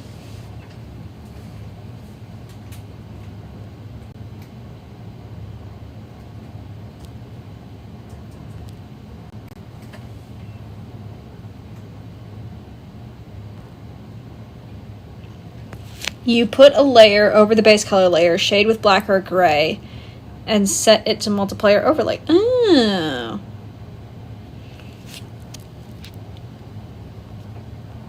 That is very much a painterly way of doing it. You can show me sometime? Yeah. When you come over here, you can show me.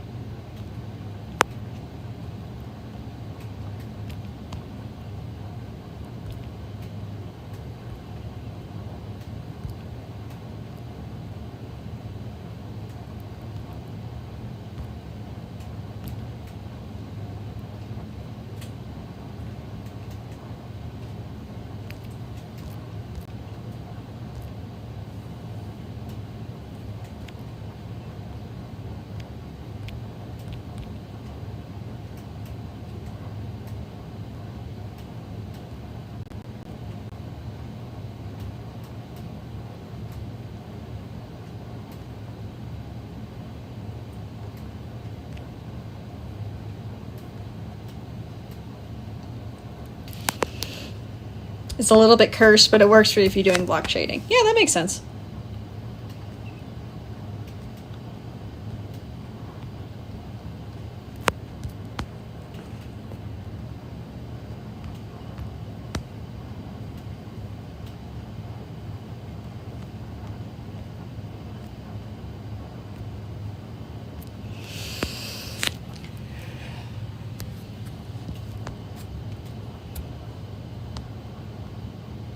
Okay, let's do this on the correct layer this time.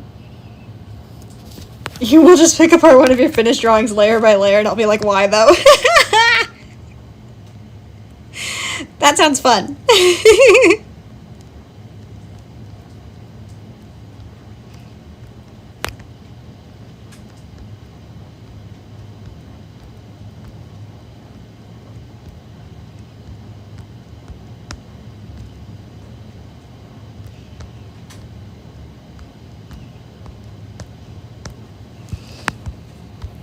I'm over here like, and this layer, because as you can see, because it says eyes and facial hair, is the one that has the eye details and the facial hair on it. So if I turn this off, all the detail on the hair and the eyes goes away, and if I turn it back on, then it all comes back. And that's how I'm able to keep track of everything, and I can switch it off, and so it's easy to see what's underneath and all of that, and you're just like, everything goes on one layer.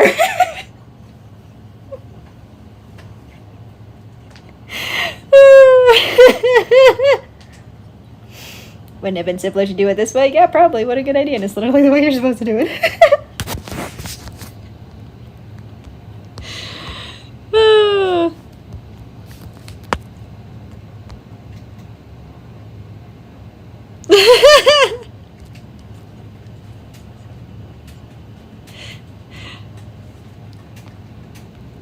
Okay, sorry. Not everything goes on one layer.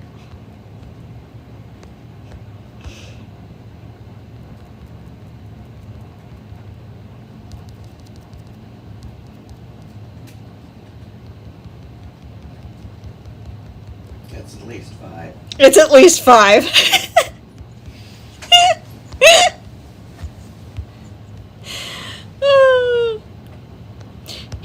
He does look so different with his facial hair. This is what I'm saying. Skiz does not look like Skiz without his facial hair. He looks like a different person.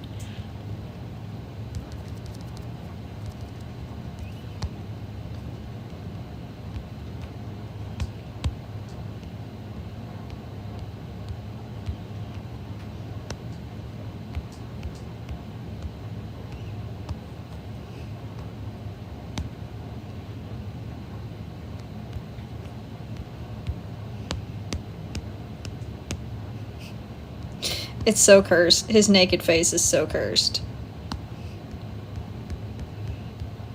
There are some pictures of him floating around the internet from when he was younger and he hadn't grown the beard in or anything yet, and it's like, oh, ouch, oh, honey.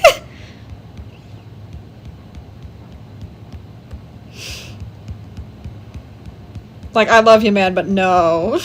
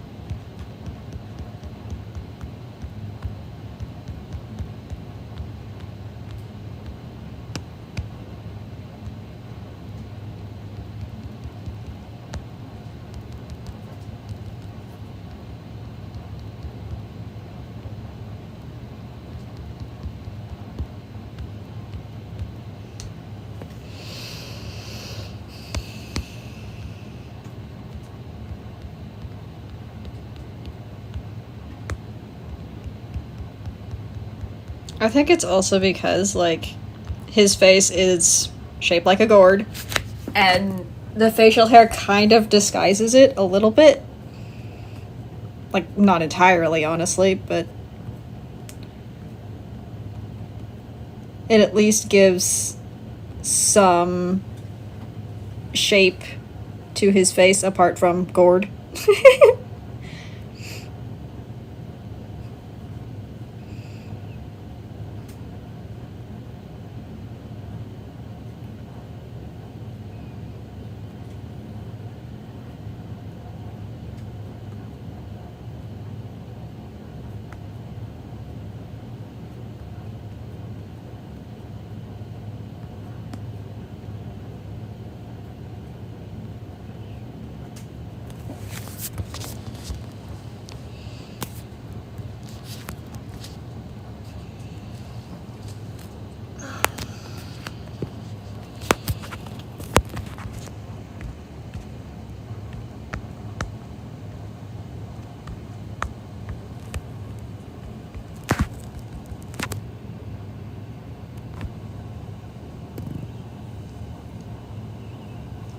Oh yeah, for sure, and since most of it is darker than his skin tone, the shadows are deeper by comparison as well. Automatic definition. Yep.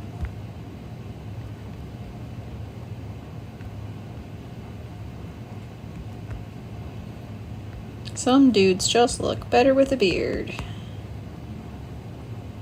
It's the same concept as eyeshadow. There's a hot take. Beards are eyeshadow for men. Well, chin shadow, as it were.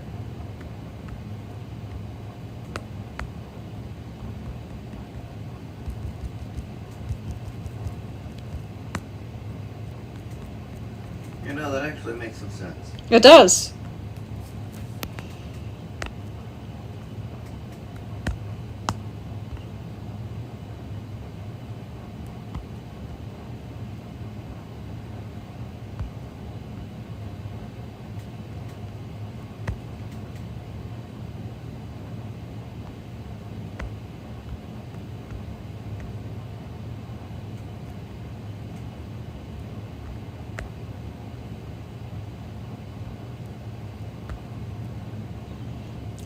Got a bad jawline? Just grow a beard is literally something that people recommend. Yeah, I have heard that.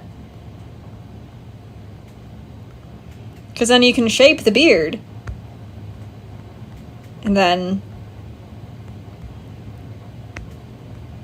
that adds definition to your jawline. Even if your actual jaw itself is not very clearly shaped. It's a lot easier to trim a beard to the desired shape than it is to trim, the bones of your mandible. Yeah. Yep. Or, like, the flesh upon said bones. Doesn't stop the TikTok kids from trying, though, I guess. I have not heard of such things. Mewing, I think it's called. Oh, that. You try it while kids are teenagers and their bones are still growing, they try to, like, push their tongue to the roof of their mouth so that it pushes their jaw out further.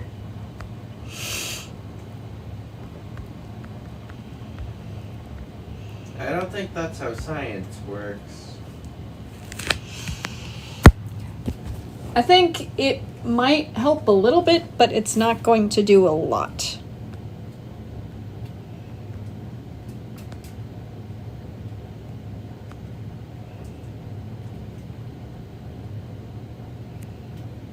Makes your actual jawline look clearer, yeah. It's not going to change the shape of your bones, but it at least forces you to jut your chin forward further. Which helps, I suppose.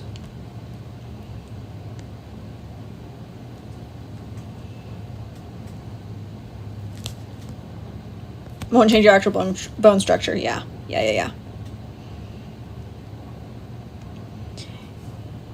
You had to learn it for voice lessons. I was the opposite thing you had to learn because mewing closes your voice up. Really?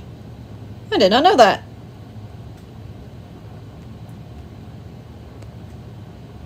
We are learning things. We are learning things today.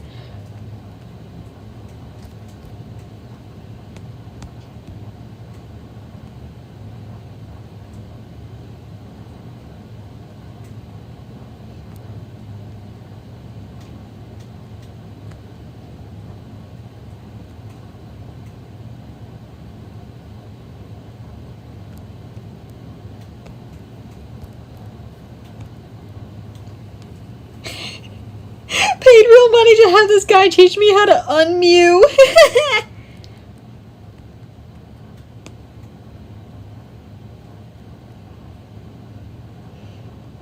Hey, I recently paid someone to teach me how to hold my hands like a T-Rex. So...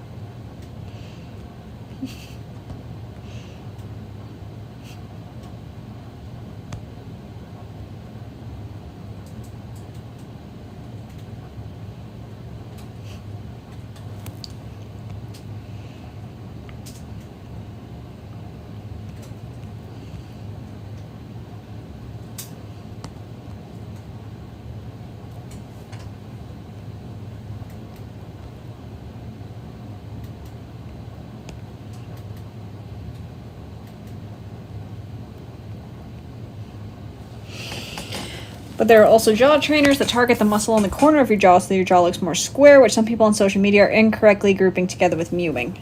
Huh. Okay. I guess that makes sense. Sounds like a lot of work for altering like 2% of your body. Yeah, honestly. It makes sense that it would be grouped with mewing, not that the practice itself makes any practical sense. I should probably clarify.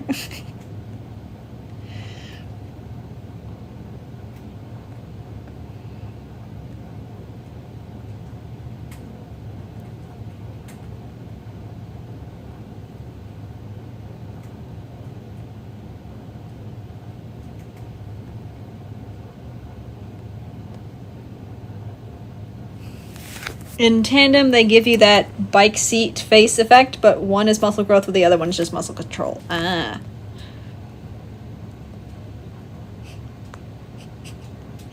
Bike seat face. What was it? Oh yeah, you referred to Kylo Ren as horse face, right? Yeah. And refused to call him anything else. And that cracked me up.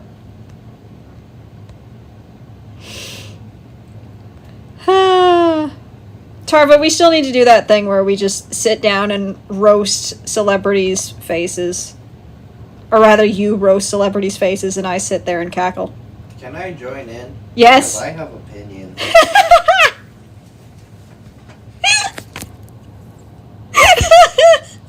Tarva says, no, my ferret boy.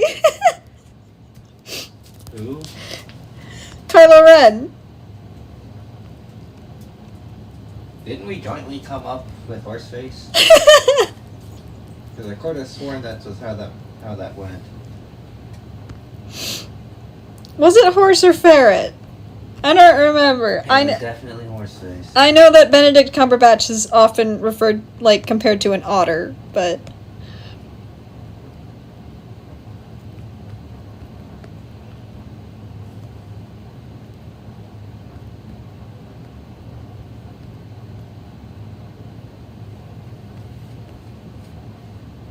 Although Benedict Cumberbatch might be the one person who maybe looks just slightly worse when he has facial hair. I think he looked okay as Doctor Strange. It depends on the facial hair. If he grows it out a little bit too much, it looks weird. Tarver says, he really does have such a unique set of features, really fascinating, and I love it, but as an animal lover, I also see the similarities. Are we talking Kylo Ren or Benedict Cumberbatch? Benadryl Cucumberbatch. Horseface is Adam Driver. Is Adam Driver, yeah. Both! Okay, fair enough. Just like... yeah, just the combination of his nose and like the rest of his facial features, like it looks like his face is protruding outwards. This is true. Which makes him look vaguely like a horse. Adam Driver, much like Skiz, has a big nose. Yep.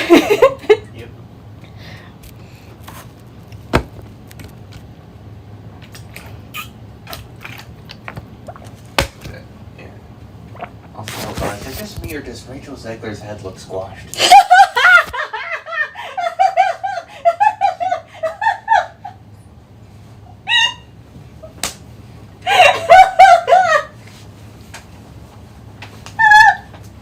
Did somebody drop something on her?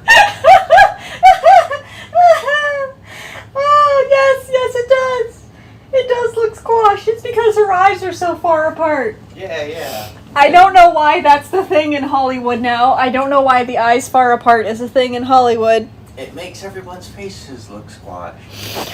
Oh, man. Same thing with Riri Williams. Her head is small.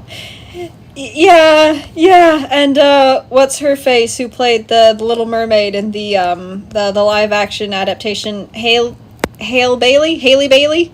Well, at least that makes sense, because fishes have big eyes. Mermaids would also have big eyes. Haley Bailey's wide set eyes make sense because she's proportioned like a fish. That is something that would not be taken at all complimentary. Hey, it's good casting.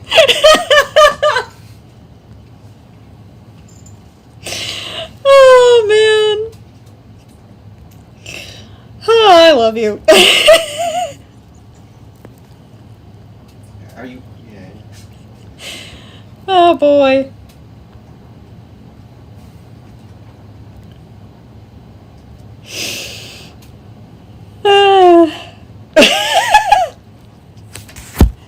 Beanstalk Cluckworthy has that cougar thing with the wiggly edge at the 3-4 angle.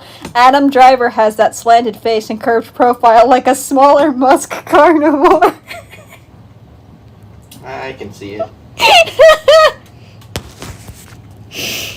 Oh, man. Oh, boy. I like your funny words, Magic Man. Skunk core. And I honestly love it.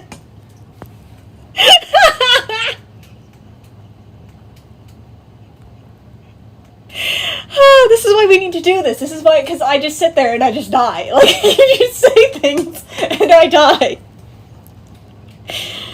Oh.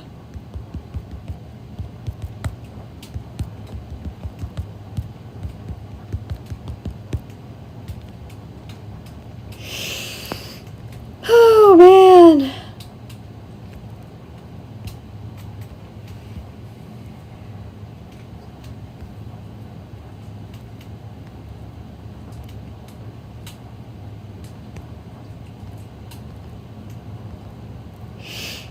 The thing about Cabbage Patch, that's one of my favorites, is that his eyes are quite small for his face, and it makes all the other features look so much pokier. That's a good point. Like the point of his chin. Yeah.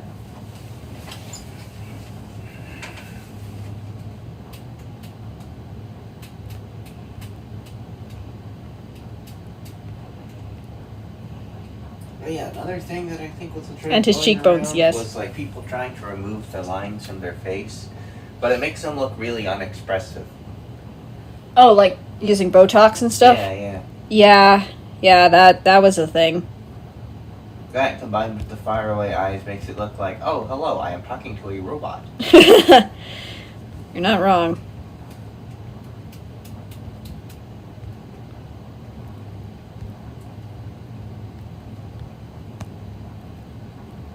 Greetings, Earthling. Why do his zygomatic bones look like something they'd make you graph from a function in high school? Okay, back up. Zygomatic bones. I need to look up what in the heck that is. Zygomatic bone.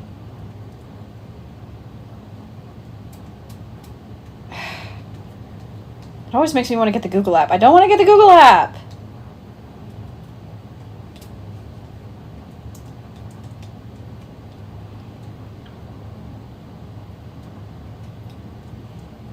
Oh, okay, so you're just using the fancy term for zygomatic bones. Why do they look like something that make you graph from a function in high school?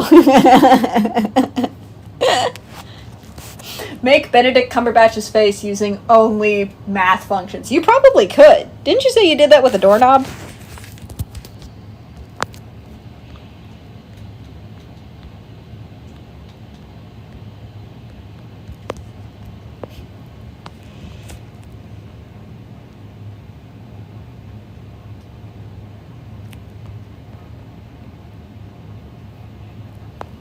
You're specifically talking about the top of his cheekbones. The sides are just typical high cheekbones. Okay, let's see.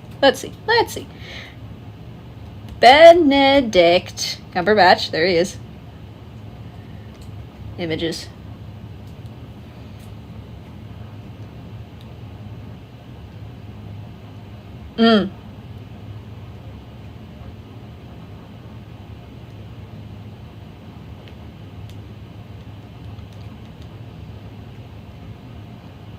He's got such a unique face. He looks shrink-wrapped.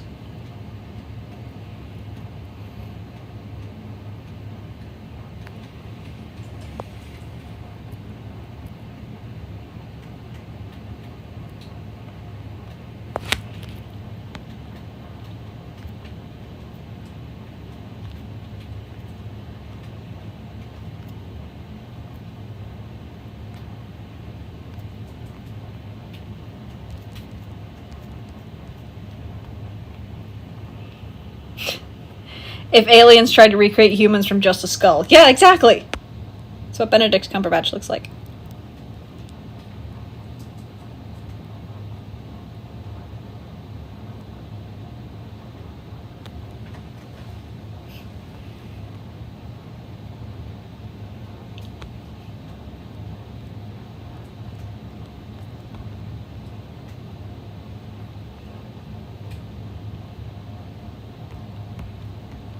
This is where we get into the shrink-wrapped dinosaurs conversation. Dinosaur YouTubers would criticize Blowfish Crazy Bread for being scientifically unrealistic. I love that. We thought of the dinosaur thing at the exact same time.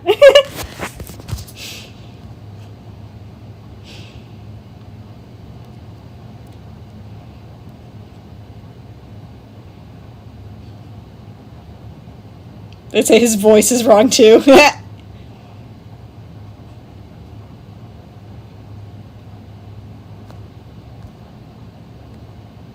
Oops. Who are we talking about? Benadryl Cucumber Patch.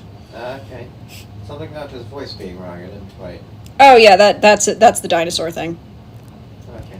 Okay. Every now and then people come out and they say, we've been doing dinosaur sounds all wrong. They actually sounded like this.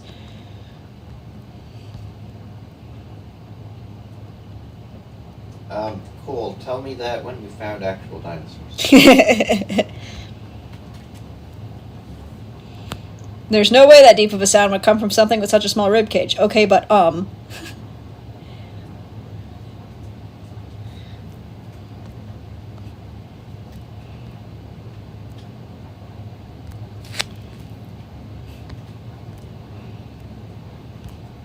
Human voices can be both very high and very, very deep.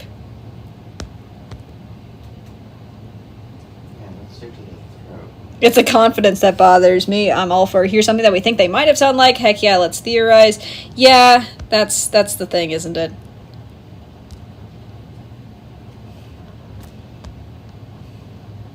They sound like Minecraft YouTubers. How you said that, they sound a little bit like Minecraft YouTubers, like modern ones, introducing themselves at the start of their videos.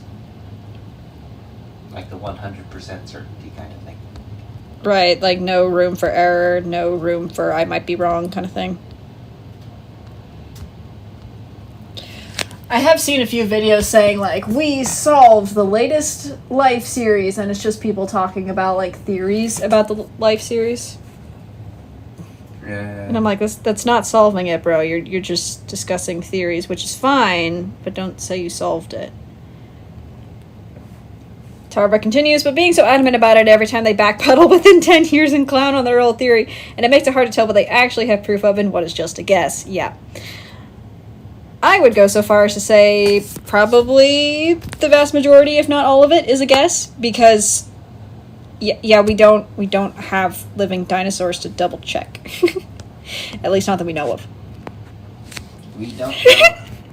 It smacks of, here's what the pyramids were really for. So aliens. I literally just did the meme of the guy holding his hands up, you know, the one with the crazy hair. Anyway. Like, obviously they have a bit more scientific knowledge, but so often the theories end up being wrong. I love that all we had to do was, like, gently suggest dinosaurs, and Tarva just goes off. Well, that's how things always go.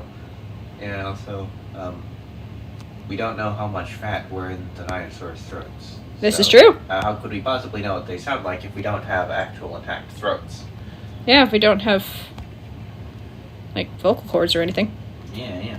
Because we don't know how big or how small those are, and that determines what the voice is. Or voice boxes.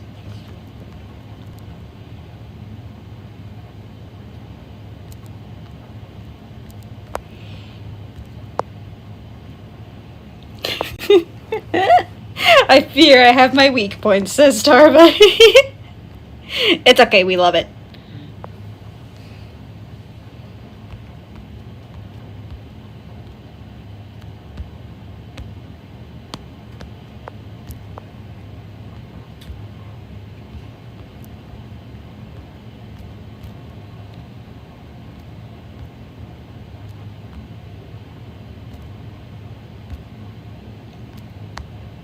Stop. Hammer time. Boom, boom, boom, boom. Boom, boom. Boom, boom. Can't touch this. Anyway.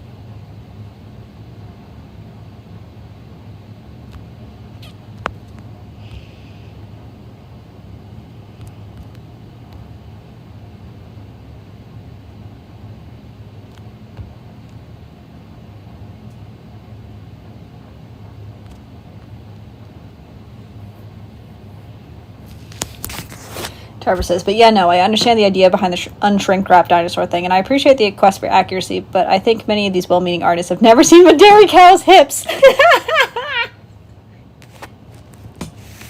Or an elephant's hips. Yet, cows are weird.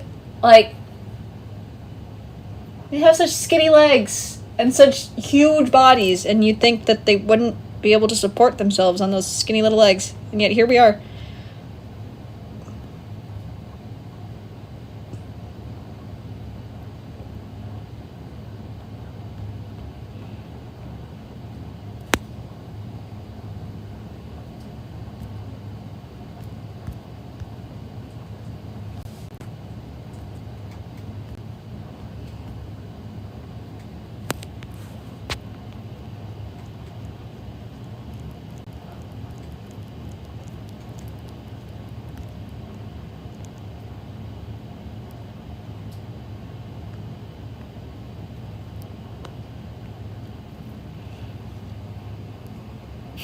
I'm fully behind giving some of the dinosaurs lips, though. That's a very reasonable adjustment. Yeah.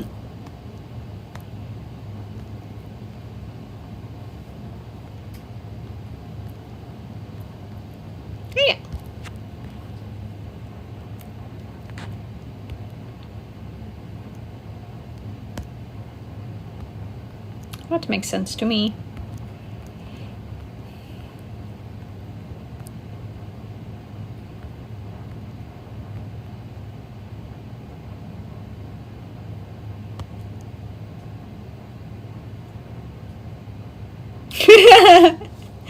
Anyway, you'll shut up now? But we were having so much fun.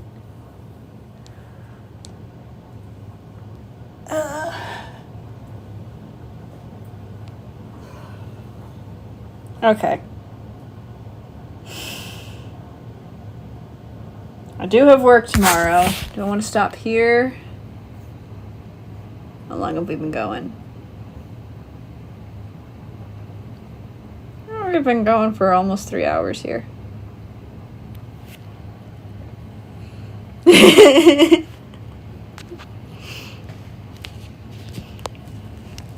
Extinct animals.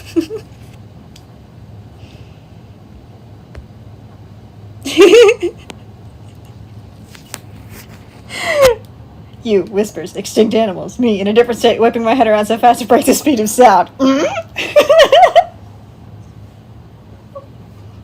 Did you say dinosaurs? Okay.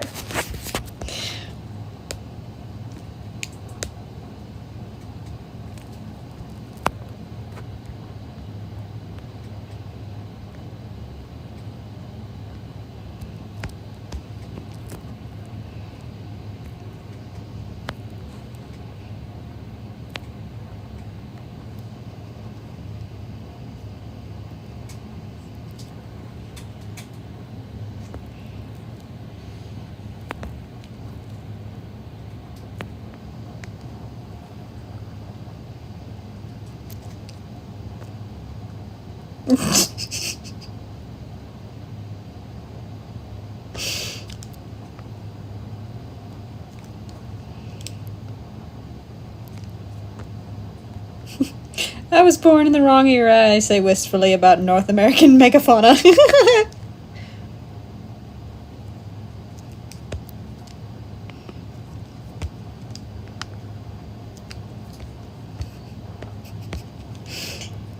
It's not just, man, I miss the fashion of the 50s, or man, I miss the chivalry of the medieval period, or I don't know, whatever anybody else wants. Is, no, man, I wish I could have seen the great American megafauna that went extinct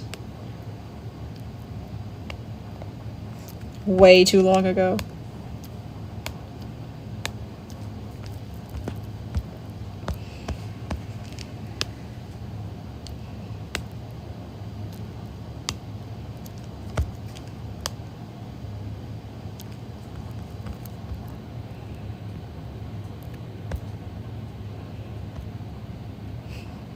Chivalry is cool, but have you seen mastodons? No, that's because they're all dead, and that's sad. That gives the same vibe as that one meme. It's like, it's hard to believe that I'm walking in one of the oldest cities on Earth, because I'm not.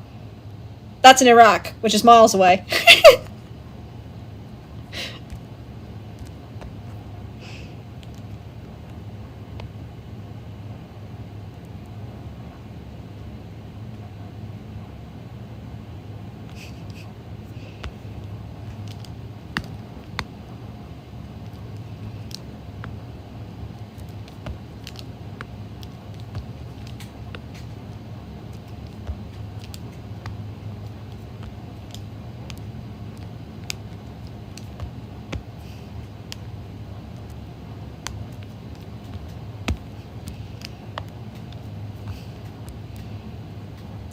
And super dangerous. Yeah. I mean, I was there a couple years ago. Wouldn't recommend going now.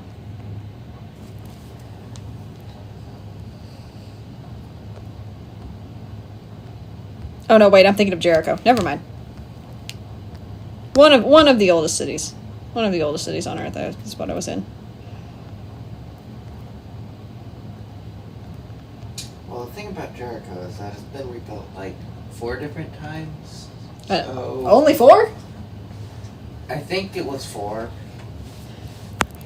Might be 5.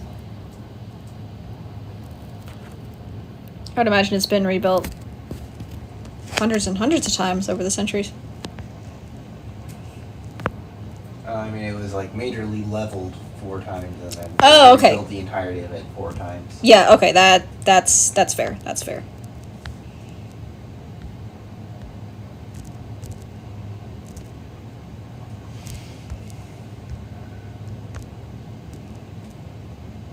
Yeah, completely destroyed and then rebuilt, yes. There's probably been lots of building projects there in recent years. It's still a thriving city. It's pretty cool. Doesn't Jericho have one of the most numbers of buried ruins underneath it or something? Like it's one of the cities that's been rebuilt one of the most times in the world. Yeah. Yep. That sounds about right. That's Jericho. Because if you're in the desert and you have found a place where there's water, yes, you're going to just park on top of it. Of course you are. Yep. And I just decided to keep the name, even though it was like different people passing through. Just like the name, I guess. Yeah, if everybody knows that's what that place is called, it just makes it easier. Mm-hmm. Guess it'd be confusing if they renamed it Constantinople. Istanbul, not Constantinople. Now it's Istanbul, not Constantinople. Been a long time gone. Constantinople. Why did Constantinople get the works? That's nobody's business but the Turks. Jericho gets literally leveled to the ground, insulted and burned. 'Tis but a flesh wound, yeah. People will be back. It also. I have always been here, and I always will be. I mean, it also smells nice, which is kind of a luxury out there. Due to the palm trees. Yeah, I don't recall it smelling bad. I don't recall it smelling like much of anything, but it didn't smell bad, that's for sure. Mm-hmm. It didn't stink. You, Don't stink Deuteronomy, plus you don't pick your nose. Okay. That's an old joke of Dad's. That one is very old. that would explain why I didn't recognize it. Old and full of memory.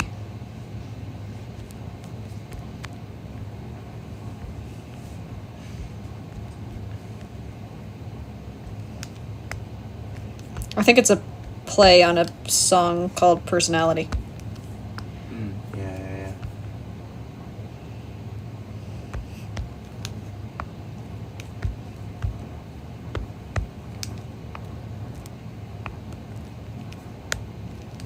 Didn't recognize it, probably because my brain is so filled with just about everything else. Pokemon facts. That's your sleeper phrase. Well, not really. You can just ask me a question about just about anything and I'll... if I know about it, I'll answer. Any interest of yours, yeah. Yep, because I got a lot of interests. Yeah. And one of these days, I'll write a comprehensive essay on something that I can actually quantify with numbers.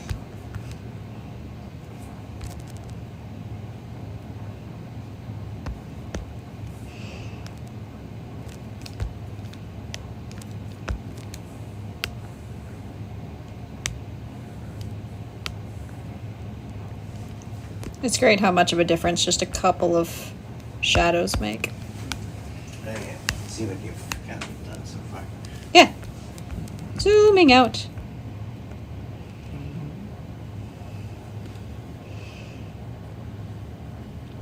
Yeah, nice. Yeah. Finally got the hand panel done.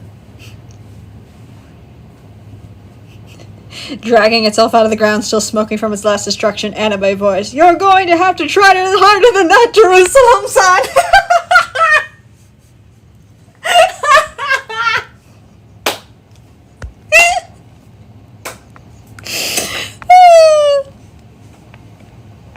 I want that anime. I want that anime now. Can Oh, have man. it directed by the guys who did Prince of Egypt. Ooh, that would slap. I mean, they already had Hitalia, so come on. We can do this. We can have the various cities as anime boys and have them fight. It would probably be very insensitive, but it's so funny. Anyway. Forget country humans or whatever. I want Middle Eastern city humans. Yeah, forget country bulls, return to anime girls.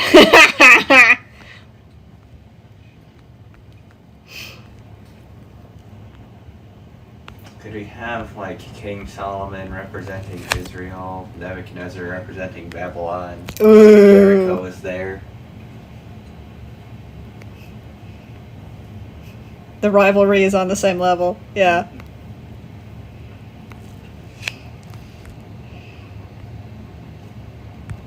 I don't know what the gradient map does, and I always hit it by mistake when I'm trying to do the Gaussian blur.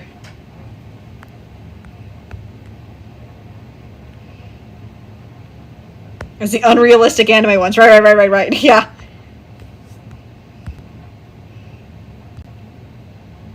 Oops. What did I do?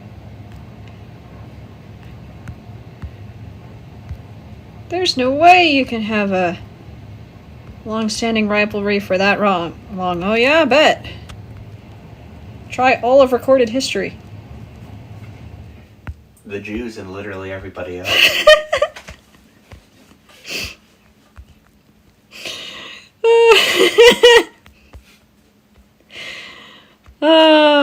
It's funny because it's sad because it's true. Mm-hmm. Gosh and Blair, yes.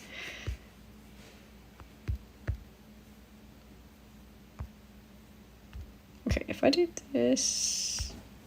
Kind of theoretical anime Rome is like the final boss of like season 2. Ooh, anime Rome. Mm-hmm. Again, Hetalia did that, so yeah. But Hetalia's whole thing was comedy more than action. Hetalia was an anime that had the various countries as anime boys and, well, stereotypes of the various countries as anime boys. And they just got up to shenanigans together, and sometimes they did, sometimes Hetalia was about actual, historical stuff. Sometimes they did dramatic recreations of things like the American Revolution, which was, they portrayed as a fallout between America and Great Britain, who were brothers, and it was very dramatic and betrayal and much wow. And then other times they were just goofing around, and Italy was not knowing how to throw a grenade and stuff like that. So, yeah. I see. It was quite a thing when I was a teenager. I believe I have vaguely heard about it on somewhere in AO3. Italia be like, what if war crimes were cool? What you might have vaguely heard about it somewhere in AO3, very likely. Mm-hmm. Very likely. Not like a random fan fiction. That wasn't like entirely super well written, but they didn't make any extra. They only had like one chapter for the fake, and it took them like a month in order to update it. By that point, I had lost interest. I had not a very close friend, but a friend who was really into Hetalia.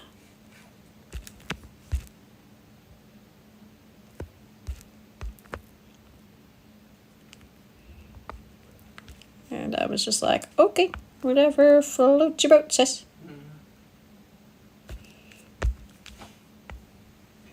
Yeah, it sounds like an interesting premise for a show.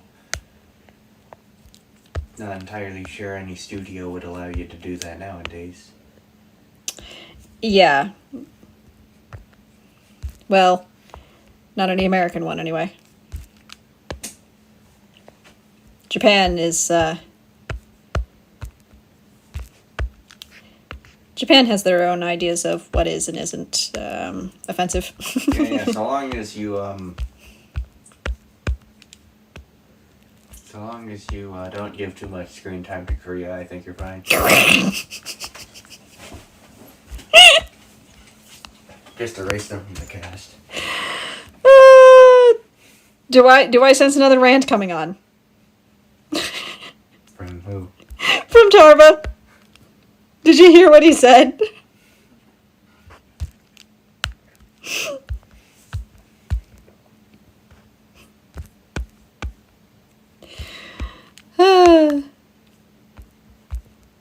No response from her yet. Oh yeah, speaking of rivalries, yeah, Japan and Korea. Tarva said, I'm being responsible and polite right now. I'm not insulting Korea, I'm insulting the two of them. Oh, we know. Mm-hmm. But Tarva's being responsible and polite and not going off on Japan. Japan is pretty messed up, man.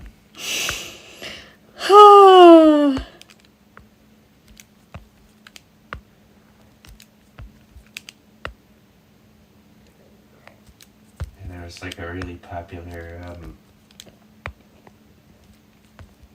Korean anime / manga that was being spread around a whole lot, and it was really good everywhere except for Japan. Despite the fact that they edited it to make everything set in Japan instead of Korea and altered the names and stuff because otherwise they know it'll flop harder.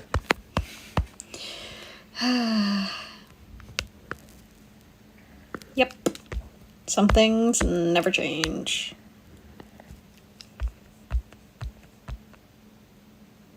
Unless, of course, they didn't like it because they didn't like the show, which is also entirely possible given how much competition it had in Japan. That's true.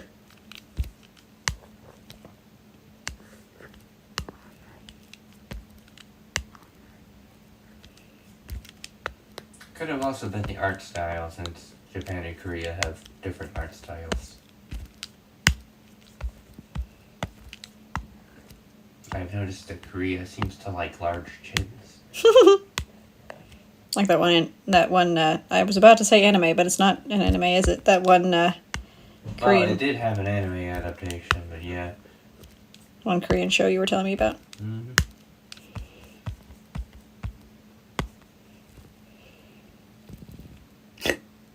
I think the reasoning for that is... I am being calm, says Tarva. Yeah. Maybe we should change the subject before Tarva combusts. Possibly, yeah. And I am going to have to go soon anyway. I do have work tomorrow. Mm-hmm. I gave myself until 9:30. But I do want to go ahead and just... Not that one. This one. No! Wait! And I think they had a justification in the show or something that every time his strength stat increases, he gets bigger. So for whatever reason, it also works on his chin, so his chin gets longer, the more powerful he gets. So I imagine by the end of season 2, his chin's going to be very, very long indeed. And very sharp.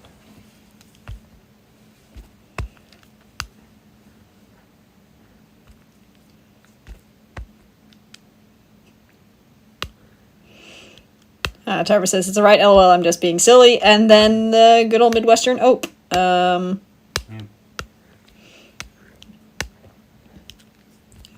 just gonna... You okay? Yes! I always forget when I have referenced a different layer and then I try to use the fill tool and then it's like, oh, did you want to fill this entire space? And it's like, no, I did not. Thank you very much. Yep, I remember that. It was from when you filled the whole canvas, that was the ope. Yep, that, correct response.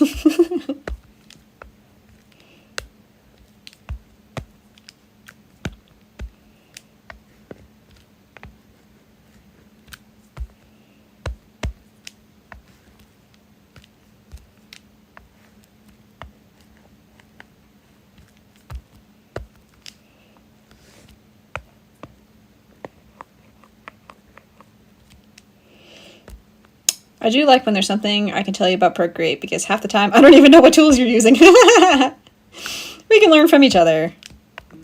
We just gravitated toward different things because of our backgrounds, I think.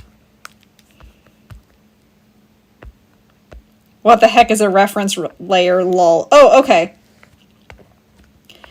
So a reference layer is... Say I wanted to, fill this entire panel here with a certain color.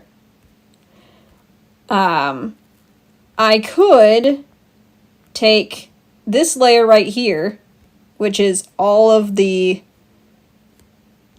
panel outlines, right? And I could fill it with the fill bucket tool. But if I did that, well, okay, we're going to scroll up there. We're going to unlock this. If I did that, it covers up all of my line art. So instead, I use that as a reference. And then I go all the way down here to this, which is my background layer. And I can still use the fill bucket tool, but in relation to lines that are not on this layer. It is instead using the reference layer as like, okay, that's what I'm coloring in. but I'm coloring it in on a different layer. Yo, says Tarba. Yeah, and that is the entirety of how all of my coloring techniques work. Because, take for instance, this is the line art layer. And it looks very silly without the line art on it. This one doesn't look too bad. That one looks horrible. But anyway, whenever I am doing all the base colors, I use this as the reference layer. And then I use the fill tool on the layer down here.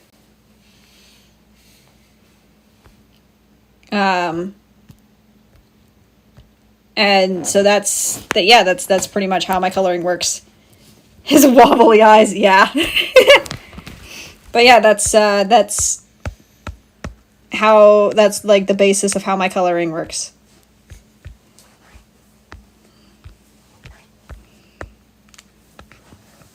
Oops.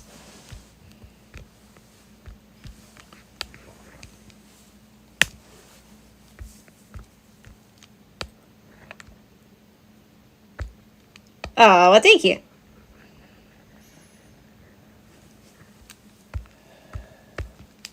I mean, I say that as if I invented it. I didn't, but that's what I use. You're taking only the only useful part of MS Paint and bringing it into Procreate style. You know what? I spent so much time as a kid playing around on MS Paint on my dad's Microsoft, was it 97? Microsoft 97 machine. I'm pretty sure that's only 98 to 96. Okay, it was one of those. 98 or 96. But that big old, like, fat screen. Mm-hmm. I don't remember what it's called, but it's the same technology they use in, like, letterbox TVs. I spent so much time on that thing, playing around on MS Paint. It is no surprise that bled into how I use Procreate. You love the spray paint tool, which is probably no surprise. There we go! Look, we are learning things about each other and ourselves.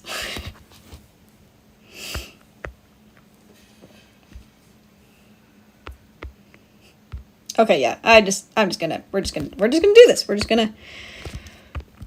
We are just going to finish this up.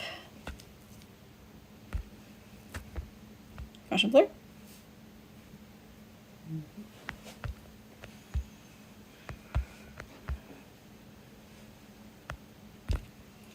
Not that much.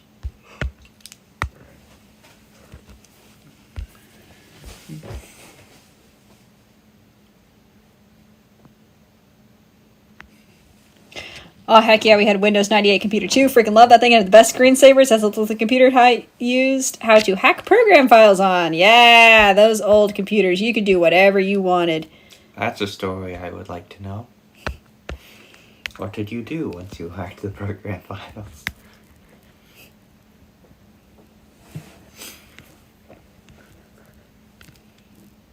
Back when you could find the program files. Yep, exactly. Now you have, like, Windows 10 where half of the settings, no, not half of the settings, like, more than half of the settings are hidden behind advanced. Every now and then I think, maybe I should switch to Linux. Then I go, sounds like a lot of work. And I don't switch to Linux. But the freedom that Linux users say they have sounds amazing. I think it's, like, very useful for programmers or those who, like, download a lot of stuff off the internet. Or want to, like, customize how their PC operates and stuff like that. And it's really good for that, as well as you can just get whatever add-ons you want.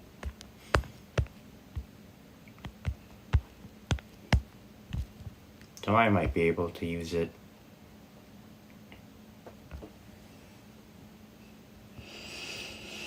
We had a math drills program, and I went to the program folders and changed the graphic files pixel by pixel. You could erase as a UFO or a flaming horse. That rocks. That rocks.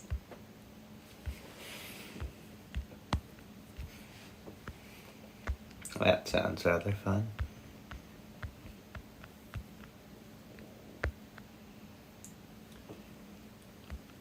You're going to hack Zoo Tycoon but never got around to it. That's cool. Mm-hmm.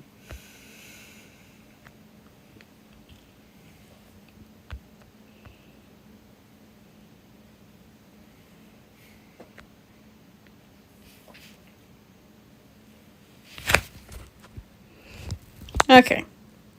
Oh, I'm officially 10 minutes over when I said I would stop. Yes, yes. So we're gonna save that to photos, and I think we're gonna call it quits there. Tarver says a lot of the old game files were really simple to modify the image files, so once I figured that out, I was like, yep. Yep. Makes sense. They're just pulling from an image file to put it on the texture, so you change the image file, and there you go. Yeah. There's a really old game I have that actually does that, so I could change the image files if I wanted to in MS Paint. Yeah. One of your Toho games? Yeah, one of the fan games actually. Nice. Alright, well, thanks for hanging out, Tarva. Mm-hmm. This has been fun.